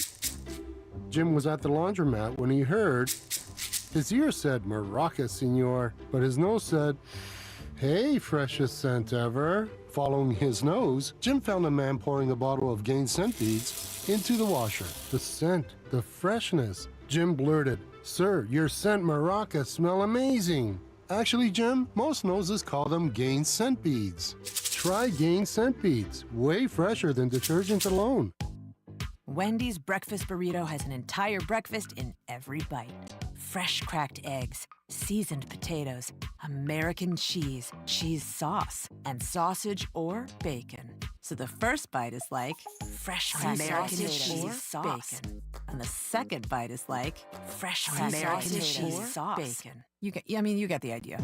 And now, get yours with $1 any size soft drink. Gotta be Wendy's. Limited time only. Price and participation may vary. Not valid in a combo. Exclusions apply. Football is back. And what better way to celebrate than winning some cash with Sleeper Picks? Sleeper Picks is a fantasy game, but you could win real money. Just pick more or less on at least 2 player stats. If your picks are right, you win. You could pick up to 8 players to win up to 100 times your money. And Sleeper has a couple huge offers to kickstart the football season. For new users, Sleeper will match your first deposit with up to $100 credit to your account. If you've already played, Sleeper's got discounted player projections for you every week of the season. So download the Sleeper app now and use promo code BLOCK, and your first deposit will be doubled with a credit up to $100. What are you waiting for? Download Sleeper today and use code BLOCK for a credit up to $100 match on your first deposit. That's code BLOCK. Must be 18 years in most states and in state where it is legal. Promo code and other restrictions apply. Visit sleeper.com. Please wager responsibly. Gambling problem? Call 1-800-426-2537 for help. Sponsored by Sleeper, a Blitz product. Chiefs coverage is brought to you by Comfort Systems Heating and Cooling, serving all of KC. At Comfort Systems Heating and Cooling, we turn icy cold rooms into toasty retreats. Comfort Systems is your winter rescue team. Comforting people is what we do. Comfort Systems is right for you. MyComfortSystems.com. You're listening to 96.5 The Fan from the Mission Plumbing, Heating, and Cooling Studios. Here's traffic, brought to you by DM Injury Law. Have you or a loved one been in a car wreck? Contact DM Injury Law today and get the money you deserve. Car wreck? Remember, Mike's got this. That's brought to you by Park and Go, your top choice for all covered airport parking. Multi-car crash downtown, northbound 71, just past 22nd Street, closing 2 right lanes. Another crash, North Kansas City, southbound 29, past 64th Street. That is the left lane closed. And a crash in Grandview, southbound 49, just past Main Street, closing the left lane. Tackle your airport parking needs at Park and Go. Always the best service, always the best price. Open 24/7, fast and free shuttle services. All spots are covered. Reserve your spot today at bookparkandgo.com. Park and Go, family owned and operated. I'm Lori Pearson for 96.5 The Fan Traffic. Patrick Mahomes joins CDOT every week during the season, right here on 96.5 The Fan. I'm not the only one that heard that, right? I'm sorry. Rob, can you go back? Quinn, you heard that, didn't you? What was that? Rob, you got the audio? Can you go back and play it? Oh, man, I want to talk about the NFL. I don't even want to talk about it anymore. We have to figure out what happened. What happened? She was talking, and then it was like the record skipped. Hold on, I got to play it. Hold on. Maybe I'm the only one that caught this. Hold on, listen to this. Listen to this. Tackle your airport parking needs at Park and Go. Always the best service, always the best price. Open 24/7, fast and free shuttle services. All spots are covered. Reserve your spot today at Book. Rob, what do you think happened? What's that sound? I don't know. It legitimately sounded like, you know how like when you're playing basketball in like 7th grade? And that's what it sounded like. Yeah. Did it start to slip? Yeah. I don't know why she was doing this while running, but. Quinn, what do you think it was? What do you think that sound was? Or she has a parrot. She could have a parrot, like a little squawk. I think she might need to change the smoke detector. That's what I think will happen. I think that she's got to have one of those like walking running desks, you know? So she's trying to get the steps in while doing the traffic report. I don't know what that was. It just caught me off guard. Maybe it was only funny to me. I don't know. I got distracted. All right, you know what? I don't want to talk about the NFL. I really don't. I wanted to. Now I don't want to talk about it. I just want to ask you a question, Rob. Is the Sunflower Showdown fun? Is it a rivalry that you enjoy? Quentin put his hands up. Quentin, how old are you? Come grab. How old are you? 25. So you're 25 years old. How many times do you think that KU has beat K-State in football since you've been alive? You're telling me this rivalry is fun. It's great. Which side are you on? You a KU fan or a K-State? You're a K-State fan. How many times do you think that KU has beat you guys since you've been alive? I don't know. I'd probably say less than 5. I'd probably go with. When were you born again? 1999. 4 times. Your whole life. 4 times. They have not beaten. KU has not beaten K-State since Obama's first year in office. His first term. Actually, I don't even think Obama was in 08. He didn't get inaugurated until 09. What was it before November? It was November 1st, 2008. That is the Saturday before the election, because the first Tuesday is the election. So it was technically, we were hurtling toward the election. This was George W. Bush. It's a great rivalry. What's great about it? I get to watch my team win. This is why it's not great. In football, one team wins all the time. In basketball, one team wins all the time.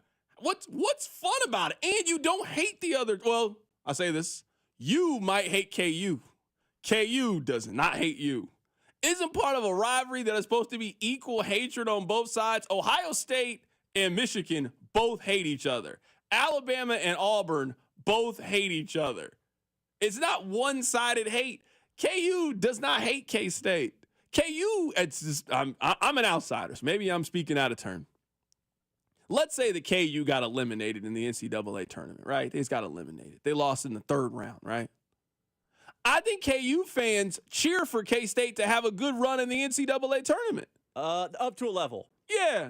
You guys don't want to make the Final Four. Of course not. No, you don't want to make the Final ground. Four. Yeah, you wanted to make the Elite Eight, though. You're fine. Yeah, like that year that K-State made the Elite Eight and lost to Florida Atlantic.